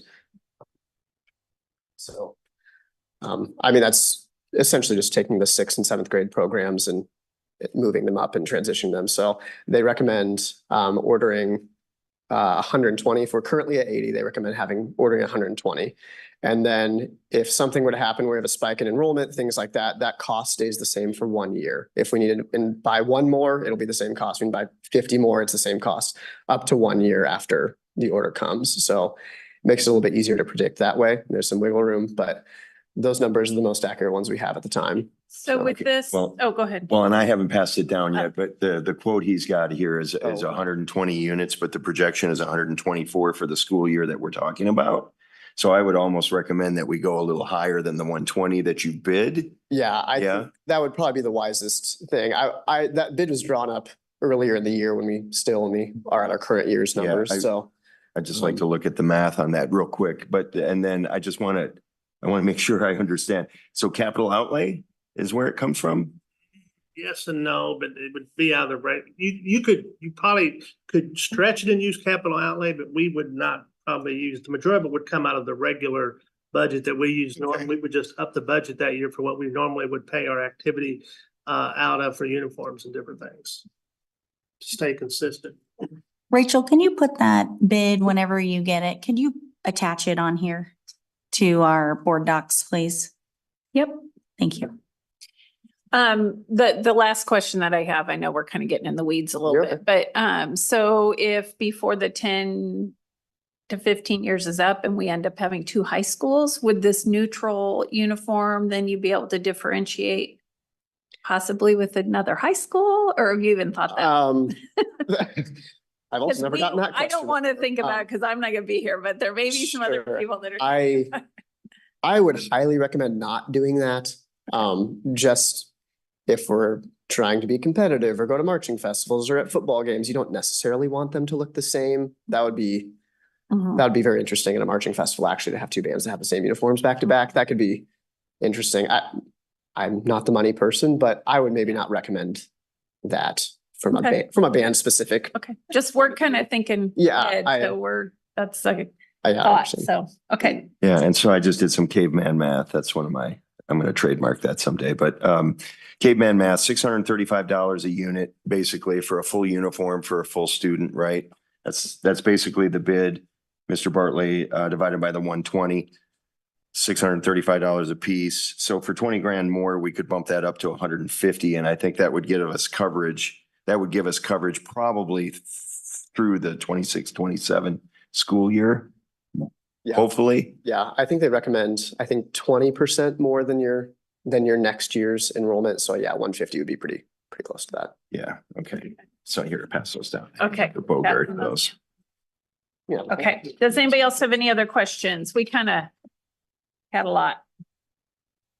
One more question, sorry. At one time, there was conversation about students needing to fundraise for this. That did not come from me. Was there a time recently you've heard that? At the band meeting. That was meant for the new quarter zip jacket. And Gotcha. that is not for the official marching band. More their sportswear that they wear. Yeah, that's Gotcha. More the casual uniform. Yeah, we're gonna wear breakaway pants and band next year. Okay. Perfect. Thank you. Okay. Any other questions? Comment? Well, I'll just go on the record as saying I'm obviously a consumer of the of the high school swag. So if you're putting in an order for the band, will you let me know? Absolutely. I'm happy to pay for it. We'll add it. All right. He actually did send out an email. He did. I did. Earlier. Did you order from there? No. Yeah, there's some Okay. new band attire. You have 3 more days. I was checking today. Yes. Correct, it closed on Thursday nights. All right, can Buy you- some high school. And I will be ordering. Where Please. will that order show up at though? Will It'll be at the high school in the middle of June, so we'll send emails. Can you please forward that to Yeah, my absolutely. school Yep. .org email? Thank you. Please, me too. Okay, Thank you. yeah, absolutely. Okay. Okay. Well, we know these programs are really important. So spent a lot of years down there putting the drums together and all that kind of stuff. Anyway, thank you. Does anybody else have any last? I was just gonna mention Doug Schwind is apparently watching and had just messaged in that he does think capital outlay could be used. Okay. So we'll get more clarification. So we do need, next meeting. we probably need some clarification of that before we approve the purchase of it, where it's coming from. Okay. Okay, thank you. Great, thank you so much. Moving on to discussion item 9.02, Spring Hill High School Orchestra Trip. Looks like Mr. Ozakinchi is coming forward. Dr. Luttrell? Yes, the orchestra teachers would like to talk about a trip. They usually go on a trip every other year or so, and so he's going to talk about getting putting a request in to have a trip approved for this next upcoming school year. Good evening, everybody. Yeah, we traditionally take a trip every other year. This is talking about the secondary instrumental programs, band and the orchestra. So next year will be our year. And we had a trip scheduled to Orlando in 2021. Post-COVID, we weren't able to make that happen. The company that we like to go with is World Strides. They've been holding our deposits since then. We've traveled with them before. So did the band program at least a couple other times that I can recall that I've been here. So they still honor that deposit as well. And I know it says Orlando or Chicago. By the time I turned this request in with Mr. Williams at the high school to request a time for me to stand in front of you like tonight, I took a survey with the parents. 54 set of parents responded for next year and 70+% said Orlando. And I did have an item on the e-form said, please consider the cost. I have in the, I'm not sure what's been provided. Yeah, they're 6-7 pages long for each of the destinations. Mr. Williams kindly asked me to combine them a little bit. I did that, and I also just withdrew quick little Google Docs myself. But that has the cost for each location, 3 to 4 days. Chicago, I've done it in 2018 with our 2019 with our program. I think 3 days is a good amount of time in Chicago. But I think we're kind of already past that point. If we officially decide to go with Orlando, I can see parents and students maybe wanting to extend it to maybe a 4-day trip, considering the cost. It's not much. If you can, I have it right here on my phone, but if you can maybe scroll down as well. Oh, I can do that too. Of course I can. Is this your?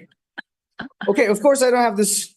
It might be on the longer ones too, but I have it. The pricing difference is $575 to $614 for 3 to 4 nights in Orlando alone. So the biggest cost factor here, in addition to that, is the transportation. With World Strides rep, as of Friday evening, said he's on that.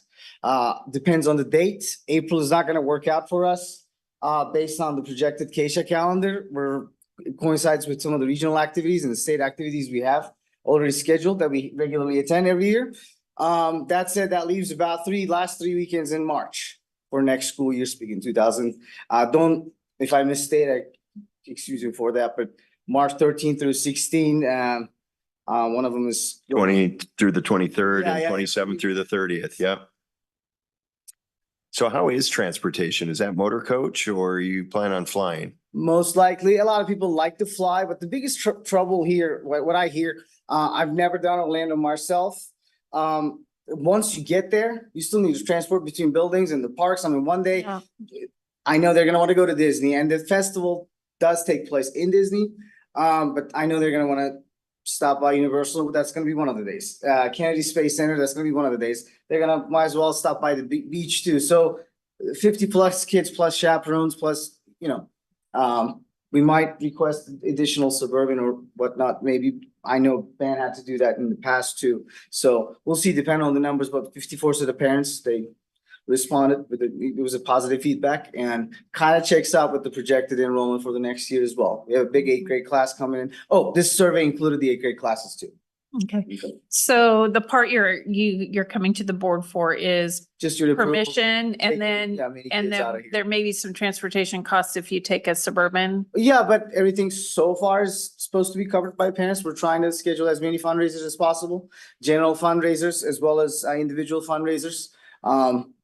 Yeah, for my general account, I'm not running out of money. That doesn't mean that I'm asking anything. I'll try to think outside of the box to raise more money and figure something out, but yeah. So each student is responsible for fundraising their. Pretty much so far in our history in the program, that's how we've done it.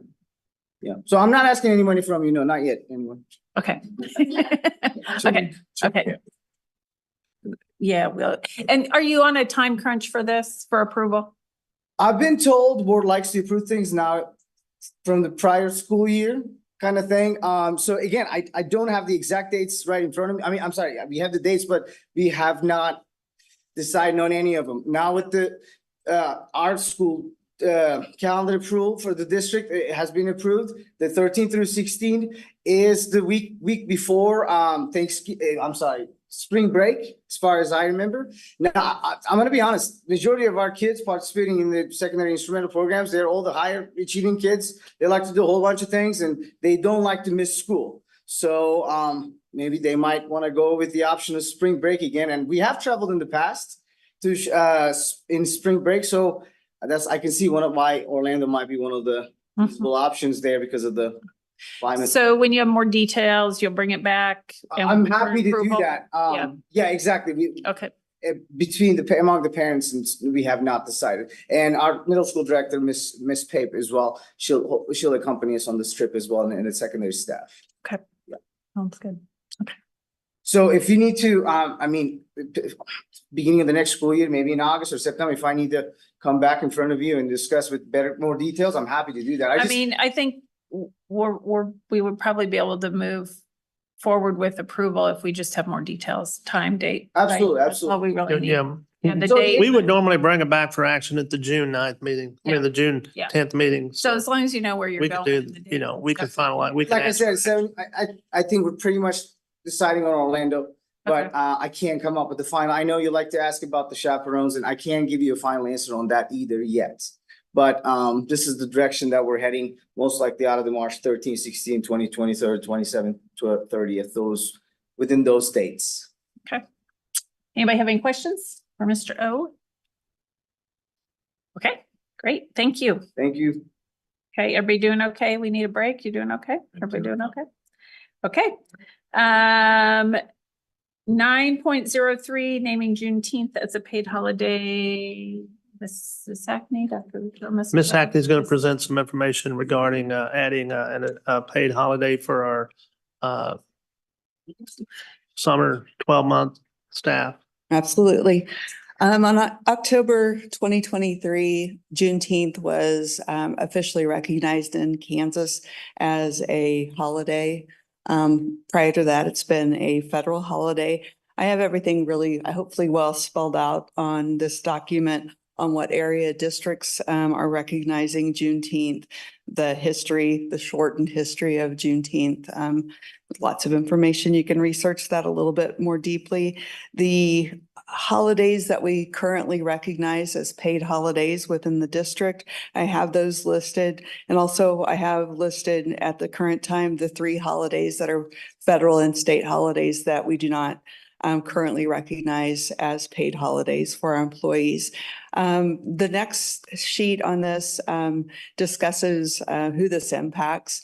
Because of the date of the holiday, it primarily impacts our 12-month staff. Those folks are working 4 10-hour days during most of the summertime. We will have a few individuals that are helping us as summer employees that might be 9-month employees that are helping out with our custodial and maintenance crew to get the buildings cleaned and ready to go. Our tech staff, we have some summer help with that staff as well. Things that we do need to think about, we would be canceling summer waits for that day. We would potentially have contractors in buildings that we would ask that they not come that day. Financial impact, there's no financial impact, perhaps a little bit of a savings with heating or the cooling system being turned off or down. Productivity might be something to consider. There's not people here. The kind of opposite side of that would be maybe the work we would get out of people that next day coming back refreshed. So I think that's probably a wash there. No impact on student learning, as we wouldn't have students in the building. We don't have ESY at that time. So no student impact on learning. YMCA summer camp is already closed. They recognize Juneteenth as a recognized holiday. They're closed for that. And just bringing forth the information for your consideration. It is a discussion item. Wanted to let you see what other districts are recognizing and give you as much information as I could to help you make a decision as a board. Okay, is there any questions? I have a couple questions. How did this kind of come up? Did an employee ask for it, or are you just trying to align districts or? A couple things. We've had some employees ask about it. Recently at the CASBO conference, we had a couple of our employees, Doug Schwinn and Sarah Gehring and Nancy Miller, attend that, and they wanted to make sure. Could you say what that conference is? Kansas Association of Business Officials. Okay. And it's a conference that helps our business officials kind of stay current. And I've attended, I didn't attend this time, but making sure that those individuals knew that it was recognized as a state holiday as well as a federal. And then just helping us to stay competitive. I don't think we should celebrate holidays to stay competitive, but as we look at surrounding districts, things that I can do to attract 12-month employees, I'll take as an HR director anything I can get. So. We said there's no financial impact. So there wouldn't be, we're not paying additional fees, because I know a couple years we added some holidays, and it obviously cost us more dollars. And I couldn't remember if we were paying our classified staff. So it kind of. This would be, it'd be a paid day off, like the other holidays. So I guess you could look at it as the money going in to pay them. Far fewer people, because we would just have our 12-month staff here. Gotcha. And then I noticed that there are a couple other days that we currently don't pay, Veterans Day and Columbus Day. Do the other districts have those as paid holidays? I can research that. The Johnson County area, primarily, they don't recognize those as paid days off or holidays. I do see that more in central to western Kansas. My HR friends, we're doing things for Veterans Day and they're not in school that day. So I can sure research that information. And I might have missed it. Can you tell me when you were hoping to start this practice? It's up to you all. I think our choices are to do it for this June, to do it and plan ahead for the following June, or don't. What would happen? So there's the middle schools and the high school have camps going that day. We've checked the calendars that on the calendars, and calendars may not be fully updated. At the time of writing this, the weights, that was the only thing on the calendar. Yeah, there's a basketball scrimmage being hosted here at the high school and middle school basketball camp happening now. And that may, that's all I know of. I'll probably have darts being thrown at me for making the suggestion, but if it is pushed off another year, it could be to plan ahead for that.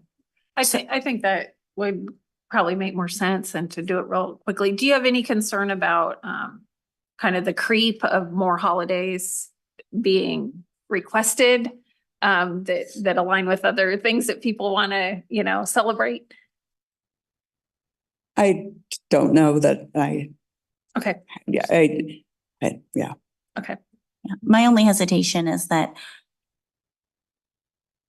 and it's just a personal hesitation, I think, is that we aren't, I'd love to know what other districts are doing for Veterans Day, Okay. because if we're not, that's a pretty important one in my book. Yeah. And, I'm from a military family. It's important to me yep. as well. So I'd love to hear what others are doing for that. And so it's hard to keep pushing it, but not push that one. Yeah. Like keep adding them, but we're not adding that one. So it is a discussion item, and what I'm hearing from you, I need to research the districts, statewide, not just our Johnson County area, if they're recognizing Veterans Day and maybe a more widespread count of Juneteenth across the state. Okay. Yeah. Anything else that I'll try to get that information to you all later this week. Okay. Sounds good. Okay. Thank you. Any other questions for Ms. Sackney? I actually did have one more question. Come back. You thought you. Please, sorry. Okay. So I know this only affects the classified staff. So It It's just the 12 certified. months. the 12 month, okay. So for you as the HR, how could this one paid holiday affect our ability to be able to retain and attract staff? And who's going to benefit? from Yeah, the it won't most? be a make or break. It's one of those things that when I am advertising a position to someone, trying to get a maintenance worker and listing out the paid holidays, they compare, people compare district to district. That's one way with our nutrition service. This particular holiday doesn't impact our nutrition services, but that is something that we highlight big because a lot of our surrounding districts don't offer as many paid holidays as we do. So it's not a deal breaker. Could be a deal maker, but again, it's the will of the board, what you all decide to do. Okay. Sounds good. I just want to say, Nicole, I agree with you on finding out whether or not the Veterans Day is a paid holiday in other districts as well. I don't know that we want to go down the slope of adding, another paid holiday if we're not recognizing Veterans Day, because that one seems pretty important to me as well. Well, I think there's also maybe some balance in recognizing and having a paid holiday. Because, the programs that we do on Veterans Day really celebrate it and recognize it at the building level. Maybe more so than if you just gave everybody a day off, they might not do anything to recognize it. So Yeah. I just think we need to be strategic. And if you have, you're presenting it and you're recommending it and there's some strategy behind it, I think that's, and some reasoning. Yeah, I think it's good to look into it, but I was just gonna say, I personally love the Veterans Day things that happen in the district. I would really miss that. So I'd be curious to hear about it, but I also think we have to weigh in the celebration that does happen because it's pretty phenomenal. Yep. Well, and Ms. Hackney, real quick, this is as a plebe, right? As a new board member, 12-month employee. It's my understanding that teachers have the choice of either being paid stretched out over 12 months or paid on the school year. And so if I'm a teacher that's paid on the school year, do I get that paid holiday that falls over? They're not a 12-month employee. It would be 260-day. They're not a 12-month contracts or- employee. no. Okay. Yeah, 187-day contracts. Okay. Gotcha. So just to clarify, so this is really affecting our administrators the most, like people that are at our district administrative office, our facilities, people that work 12 months, those sort of people. It's not really 12-month secretaries in the Okay. buildings, awesome. Yes. tech people, yeah. Okay. But not like our nutritional workers, not the people that are working in the schools necessarily. No, not unless they're working with our summer crew, which we do actually have several, paras and nutrition service workers that do join Kylie and Phil's teams. Gotcha. Okay.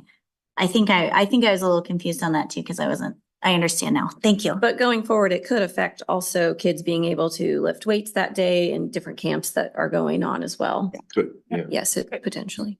Okay. All righty. Thank you. Thank you. Okay. Okay, moving on to my screen. Shut down.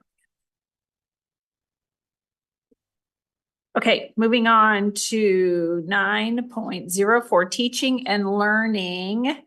Got a whole crew of people here that have been waiting all night just to come and tell us what's going on. No, I get to introduce the dream team tonight. So we have a group of teachers, not all of our teachers who have been working on some new instructional material adoptions, but some representatives tonight to share some of their evaluation processes for honors biology, for our computer science courses in grades 6 through 8, and then our Spanish courses across middle school and high school. So Kristen Zook, along with Will Meyer, Brock LaPlante, and Kelsey Stevie are here just to share a little bit of their evaluation process and their recommendations for new instructional materials.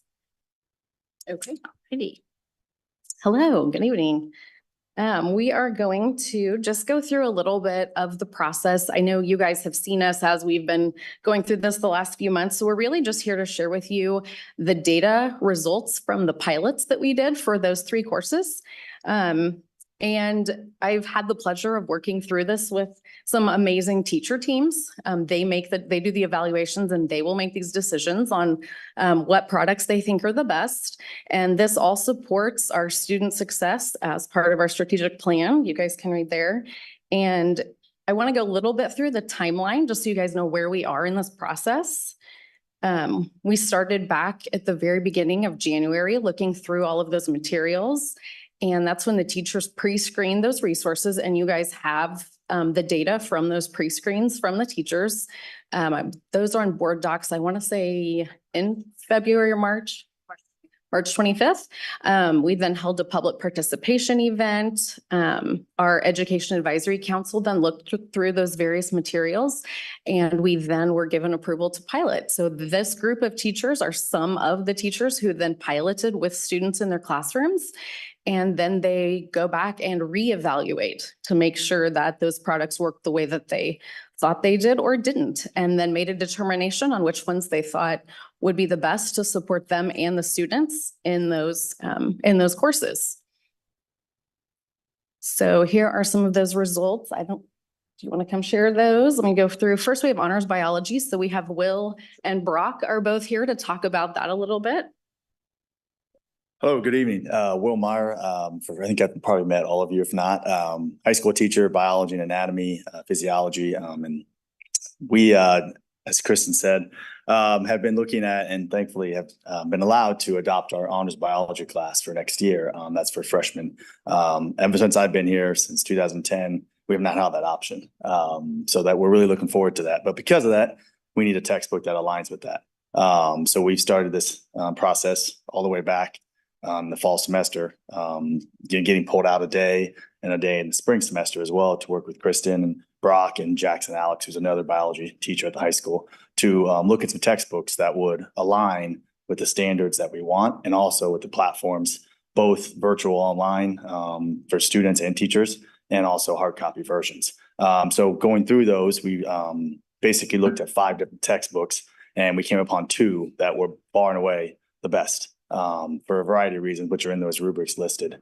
Again, I've been through 3 different textbook adoptions at the high school in the last 15 years. So some experience I've had, and this was, like I said, by far the best for a variety of reasons. But these 2 were very, very similar.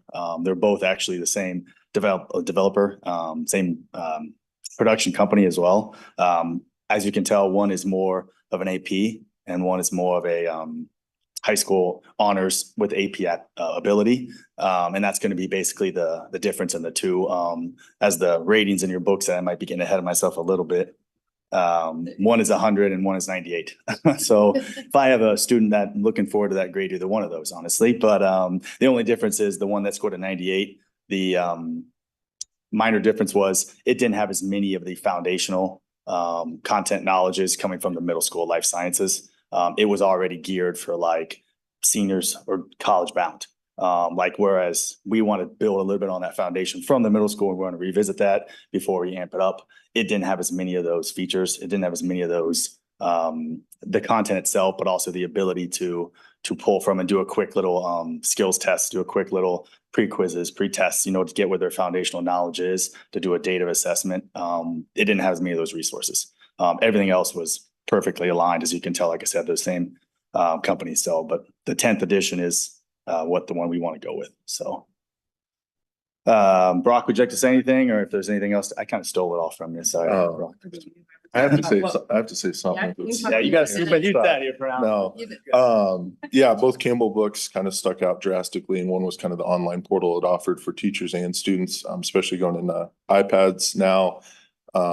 It lets us assess them live and kind of set up different rigor for different students as well. Also the interactive labs, that's one of the biggest things. So the biggest kind of problem we face as biology teachers is students missing labs throughout the year, whether they're sick, they're gone for sports. It's kind of really hard to make up a lab. You usually can't have it set up in your lab for the whole week. It's usually that day. Maybe you can get it a second day, but with the Campbell's Biology, it has a really in-depth interactive labs. So this goes through a pre-lab, walks them through it, and then it's almost as close to the lab as you can get through online. Obviously, you're not going to get that hands-on experience you'd get if you're in class, but it's pretty close online. So that's one of the major differences in that book as well. So I would also, agreeing with that honors book is a little better than the AP in that way also. Thank you. The next resource that we are recommending is a computer science resource. This is for 6th, 7th, and 8th grade. They piloted 2 products that you see listed there from 2 different companies, and they are recommending the Technology for Success, which I will get to in just one second here at the end to show you, but all of our groups did the same process. Once they selected what they wanted to pilot, they did have time to plan so they could go through and determine how they were going to use that in the class so that they would be able to make sure students were able to use different features from the products and then be able to discuss with each other which product they thought did the better job, that met their needs the best. So you have the rubrics from each of these on there, as well as the data, the compiled data. So you can look at that. We don't have anyone today from computer science, but they did the same process that everybody else went through. And then you can see their data right here. They are recommending the Cengage product. And then the last one that we are recommending is for Spanish. This is for the most students. This is for 6th all the way through 12th grade. It is a large Spanish product. So I'm gonna let Kelsey talk about this just for a second. Hi, I'm Kelsey Stevie. This is my 5th year here at Spring Hill, and I teach at the high school. I teach predominantly Spanish 1, but I have also taught Spanish 2. And then we also are going to talk a little bit about the middle school programs. And then Mrs. Oxner at the high school level teaches 2, 3, 4, and some of the upper level Spanish classes. So we kind of went through the same process. We looked at these 2 resources. We created some lesson plans together, and then we were able to pilot through some of our classes and looking at a lot of the online experiences that we could get with these resources. So through that, we decided that we felt like Que Chévere was going to be our best resource. Some of the things that we saw that we really loved about it was that they do have a middle school program, and it's like an introduction to Spanish program, which could be used to kind of differentiate between introduction to Spanish and Spanish 1 at the middle school levels. It also at the high school level had opportunities for AP classes, if that's a route that I think we had discussed that we would like to probably go in the future. And it also had a lot of resources within the lower Spanish levels that would help prepare them for AP courses in the future. We also really felt like it was just exemplary in a lot of the online resources that it offered. It had all kinds of online assessments, workbooks. It was really easy to navigate through the website. Even currently, we don't really teach from a book. We try to do a lot of activities with speaking and writing and things like that. And so having those online components was really important to us. So the online resources were amazing. The customer service we felt was amazing. In the middle of a lesson, if we had any problems, we could literally discuss with someone and chat and they would fix it right away. Mid-lesson, which was really amazing. It had a lot of online rubrics. We went through some trainings on I guess, our goals for next year. And we would like to be able to run our classes 90% to 100% in the target language. And so we felt like this resource really aligned with that. And it had a lot of alternate ways that we can assess students along with the rubrics too. So we thought it would be really exemplary for us to use next year. Okay, so to summarize, this is what we are recommending for adoption for those 3 different courses. You can see they're in order of the honors biology. We're looking at the Savas product. For computer science for middle school, it is a Cengage product, and the Spanish 612 is a Carnegie Learning. Do these products vary much in price?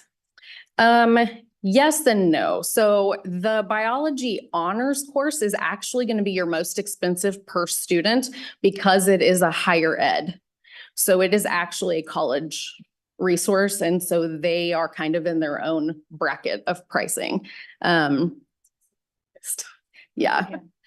So that one, but overall, no, I did break it down. Let me look really quickly. So it also varies by, how you're going to use them and the transfer of the licenses. So like this purchase, the way to read these, so for like honors biology, it is $13,984. Well, that's 75 students each year for 6 years that will have that license. Total price. For that total price. So we pay it one time, but that is how many students. So that actually comes out to being about 450 students that will be able to access that product by the end of that 6 years. So that averages out to a little over $31 a kid. And these are all for physical books, access to physical books, and for the online components. So anything that for all 3 of these. And then your Cengage product, that computer science for 6, 7, 8, that actually would be a little over 2,000 kids that will have access to that by the end of the 6 years. And then the Spanish actually is a little over 6,000 kids that will have access by the end. And that one we were able to get a 7-year adoption. But a lot of products won't go over the 6 years anymore. So. So with the 6 years, you could still use the physical book, but they cut off the online resources. So then you kind of got moved into something else. Okay. Anybody have any questions? Any other questions? I just want to clarify, the resource is an AP resource for biology, but we're using it for our honors biology? We actually didn't recommend the AP version. We actually recommended the honors version. They're very similar. But if you actually saw the books, the one that we did not choose is about twice the size of the other. Oh, goodness. So they're very, weightlifting. Right. They're very similar. They're actually from the same company and the website functionality is very similar, but that one was really designed more for like your 9th grade honors. So we went with that one. Gotcha. Now I understand. Thank you. Yeah. The next steps with whatever we choose to purchase would be to get those materials, make sure they go into our inventory, distribute those to teachers. A big piece of these will be professional learning for our teachers, specifically that Spanish resource. Like Kelsey was saying, there's just a lot of components to it because you are learning an entire new language. So it is a lot of speaking and listening as well as the writing. And so there's a lot that goes into learning how to use a new resource and specifically some strategies on instruction. So that one will be the biggest one with the most teacher support and the most training. And so if you see the quote from them, there is actually a 2-year plan for training for teachers that is part of that purchase, just to really support them in that transition, because the recommendation for the standards is to stay within the target language for 90% of the time. And I think Kelsey would tell you that's not very easy to do. It's not. So along with the purchase comes a lot of training. And 14 of those days are in-person training. So really, really working with our staff. So what's the time frame? Like if we did, because our next meeting is not till June. So if we approve this in June, is that enough time for you to get the product and get the training and all that stuff? You're confident of that? I mean, Yeah, so we would get digital access fairly immediately. And then they know that we're looking at, they already have asked for some dates if this were to be approved, and they would go ahead and hold some training dates for us. So just, and then shipping is, you know, it's always a little iffy, but yes, they have said they do our best, their best. Yeah, we would for sure have online access almost immediately so teachers could begin planning and. Okay. For the Spanish specifically, is there gonna be like a student bridge for those coming from Spanish 1 to Spanish 2? I have to guess with the curriculum change, there's gonna be a little bit of a learning curve for the Spanish 2 kiddos. I don't, you want to speak to? Yeah, so that was one of the reasons why we really looked at KCHA too, because some of the other resources that we looked at, there was a really big learning gap, and we felt like the pacing wasn't going to be exactly what the students were used to and the teachers were used to, but we found like that KCHA and Realidades, which is what we use right now, were pretty well aligned with what they teach. And then I know Mrs. Oxner, she teaches Spanish 2, 3, and 4, and we had kind of looked at, she might finish up using the second half of the Spanish 1 book to bridge that gap for the first year. Okay, great. Thank you. Okay. I don't know if you know the answer to this question, since you're at the high school, but right now I think we do world language for 6th grade. So is that going away and we'll start offering a Spanish, or how is that working?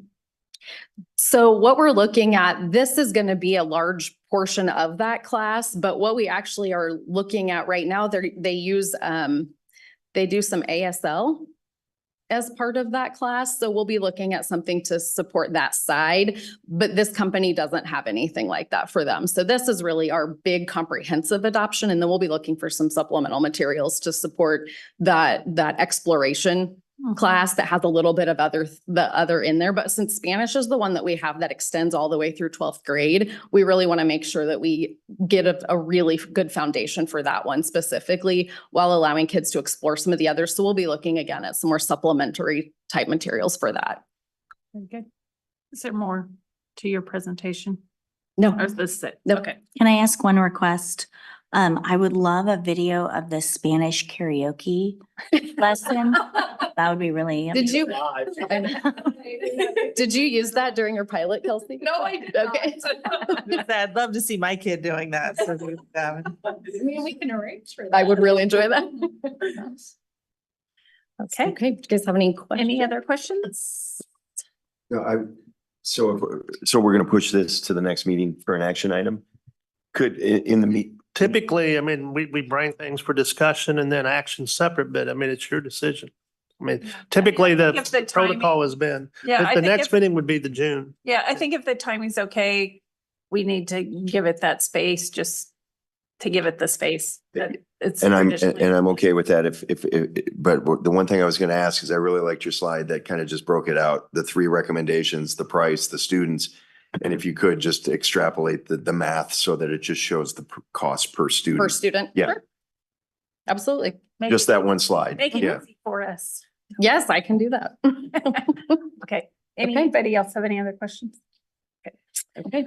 Thank you. Okay, thanks very, very much. Thanks for wading through all the fun to get to us. Okay. Okay, we have one more discussion item, or do we need to take a break first? Is this a short one or a long one? Totally up to you. Short one. Short one. Okay. Just let him, okay, Hilltop lease, termination. 9.05. Yeah. Mr. Elliott. Mr. Elliott's going to talk about the Hilltop termination, which in essence is brought about because we're basically going to vacate all that earlier than anticipated. So Mr. Elliott, I'll let you. Everything's here. The original document, the fiber move document that we already sent them, and then my recommended lease termination. We don't use the building anymore. We tried to get out about 18 months ago, but the cost to move our internet connection was cost prohibitive. So we stayed to finish that out. And that's really the only thing that's been there the last 18 months or so. So. Okay. And is there any time sensitive thing on this? Like, no, it's not a problem. We're good for I mean, this was put on so that it would be approved at the June 10th, which is still 30 days before the end. So. Okay. So no, we're good. Does anybody have any questions about this, or do you understand what we're doing here? Yeah, we're done with Hilltop. We don't own it anyway. So it's just, we had a 10-year lease. We're done. Okay, I think that's good. No questions? No questions. Okay, nobody's online, right? No. Okay. Okay, you need a break? Okay, we're gonna take a break. Let's reconvene back here at 9:14. Is that okay? 10 minutes? Do you have 10 minutes too long? 10 minutes, 9:14. Okay, well, it's only a couple of.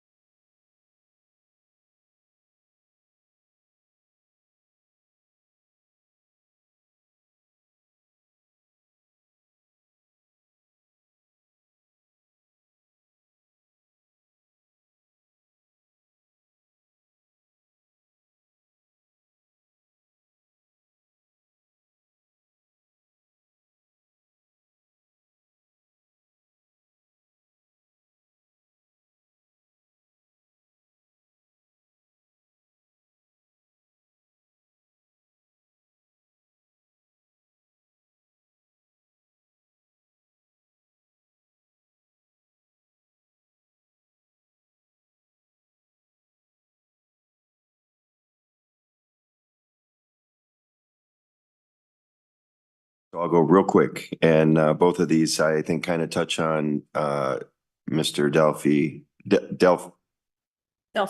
Delphia. I always get him confused with Adelphia, which was one of the largest cable companies in the country until they went bankrupt. But Mr. Delphia and Mr. Meek. So first of all, there was a site council meeting at Prairie Creek, and from what I understand, it's going to be a really busy summer over there, with a lot of activity going on some updates and things. So I want to say thank you for all of that.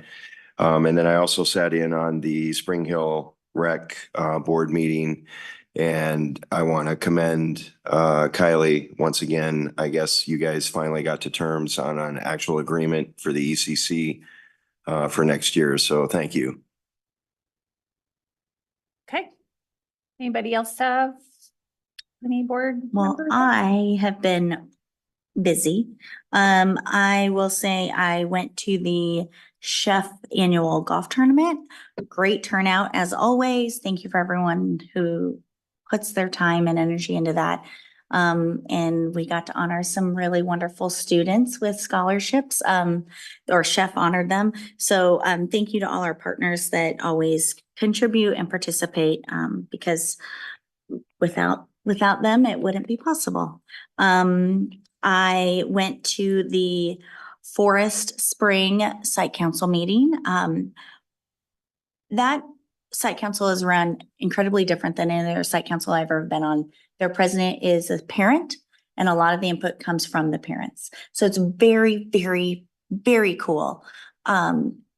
But they are, their presentations are completely different. And one of the things that came out of it that I thought it was a suggestion from parents, was they're creating a welcome committee of parents to welcome new parents into the district and get them kind of tell them all about the activities and how they can get involved, and to keep their kids and everyone kind of on the up and up. So I thought it was really, I thought that was really cool.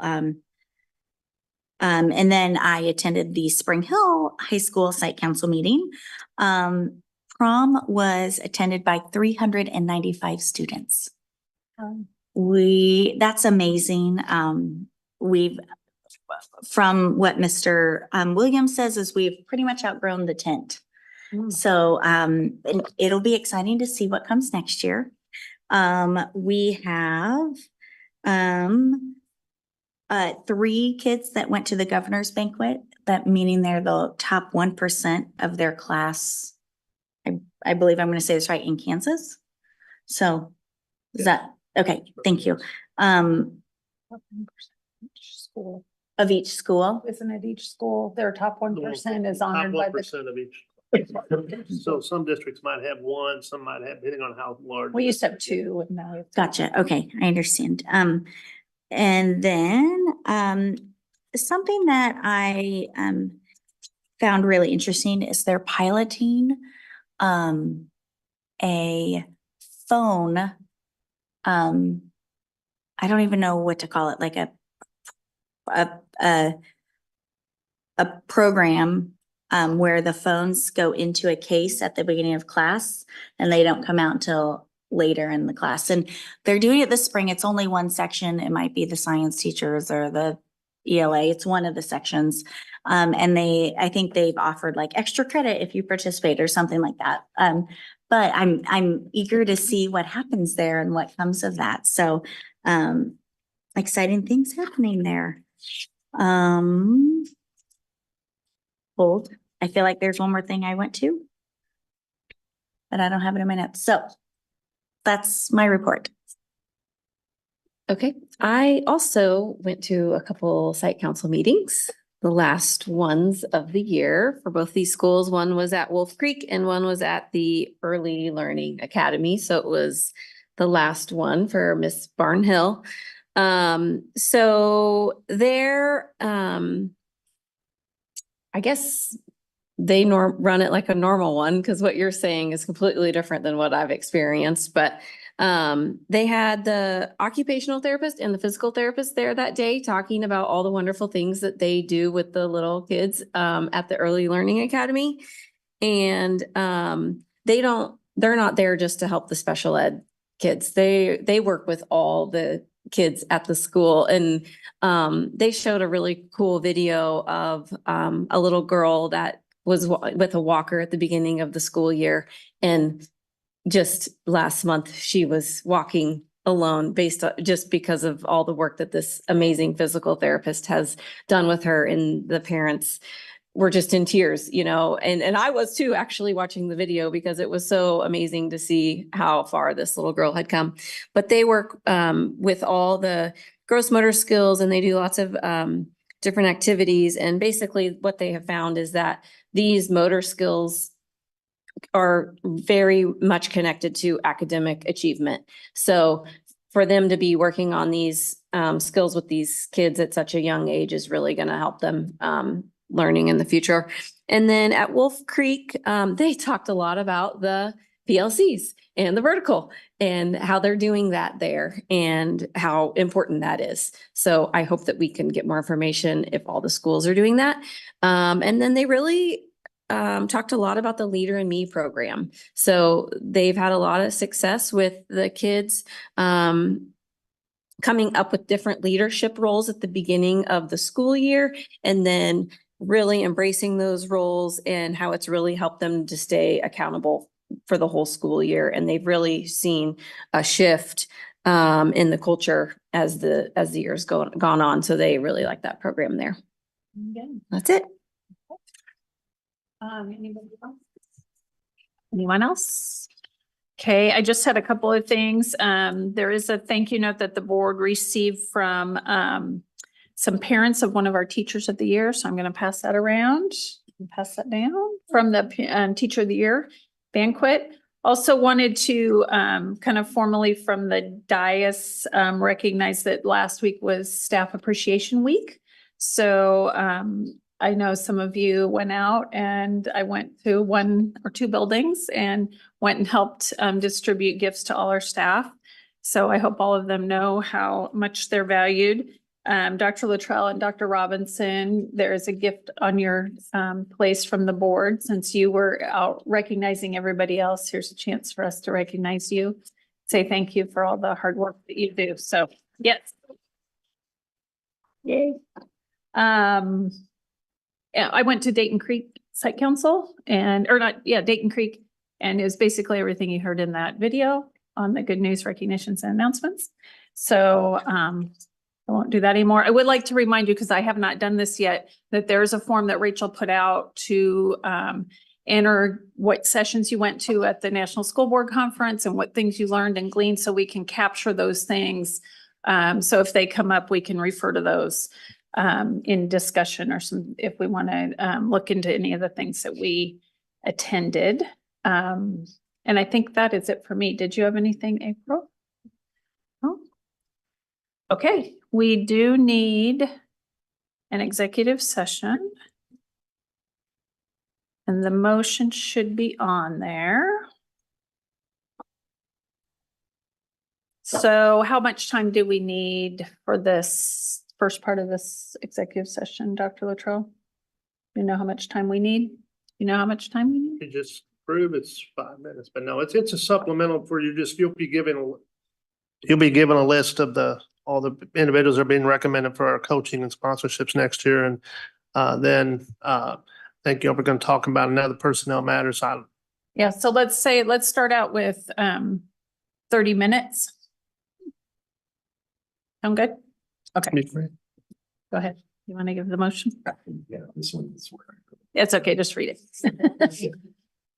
Madam President, I move that the board go into executive session for the purpose of discussing personnel matters of non-elected personnel. Those to be in the session include Board of Education members, Superintendent of Schools, and Assistant Superintendent of Schools. The executive session to be, As requested. As requested. The executive session to begin at 9:30 with the open meeting resuming at 9:40 at this place. Oh, with 30 minutes. I think we need 30. Oh, we wanted 30? Yeah. For the whole, are we gonna do the whole? Yeah, we can do the whole thing. Okay. Yep, the executive session to begin at 9:30 and the open meeting resuming at or before 10 PM. at this place. Second. Okay, it's been moved and seconded to go in executive session. For those things stated, please collect the vote. Mrs. Baker? Yes. Mrs. Horn? Yes. Mrs. Milius? Yes. Mrs. Mitchell? Yes. Mr. Hole? Yes. Approved.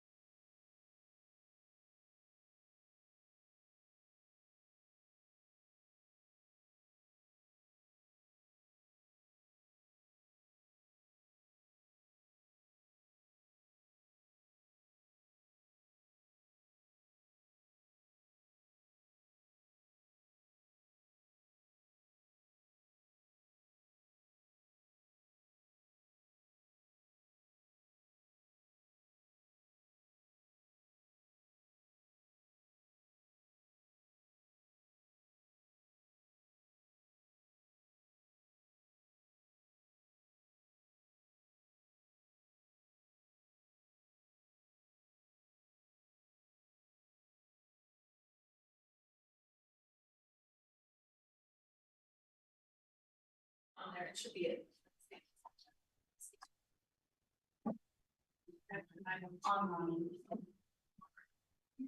Okay, we are back in session.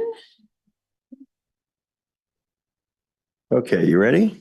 I believe so. All right, Madam President, I move that we approve the supplemental and coaching contracts as presented. Okay, there's a motion. Is there a second? Second. Okay, it's been moved and seconded. Is there any discussion? Okay, Mrs. Henderson, please collect the vote. Mrs. Horn, Yes. Mrs. Milius, Yes. Mrs. Mitchell, Yes. Mr. Hull, Yes. Mrs. Baker, Yes. approved. Okay, and we are adjourned.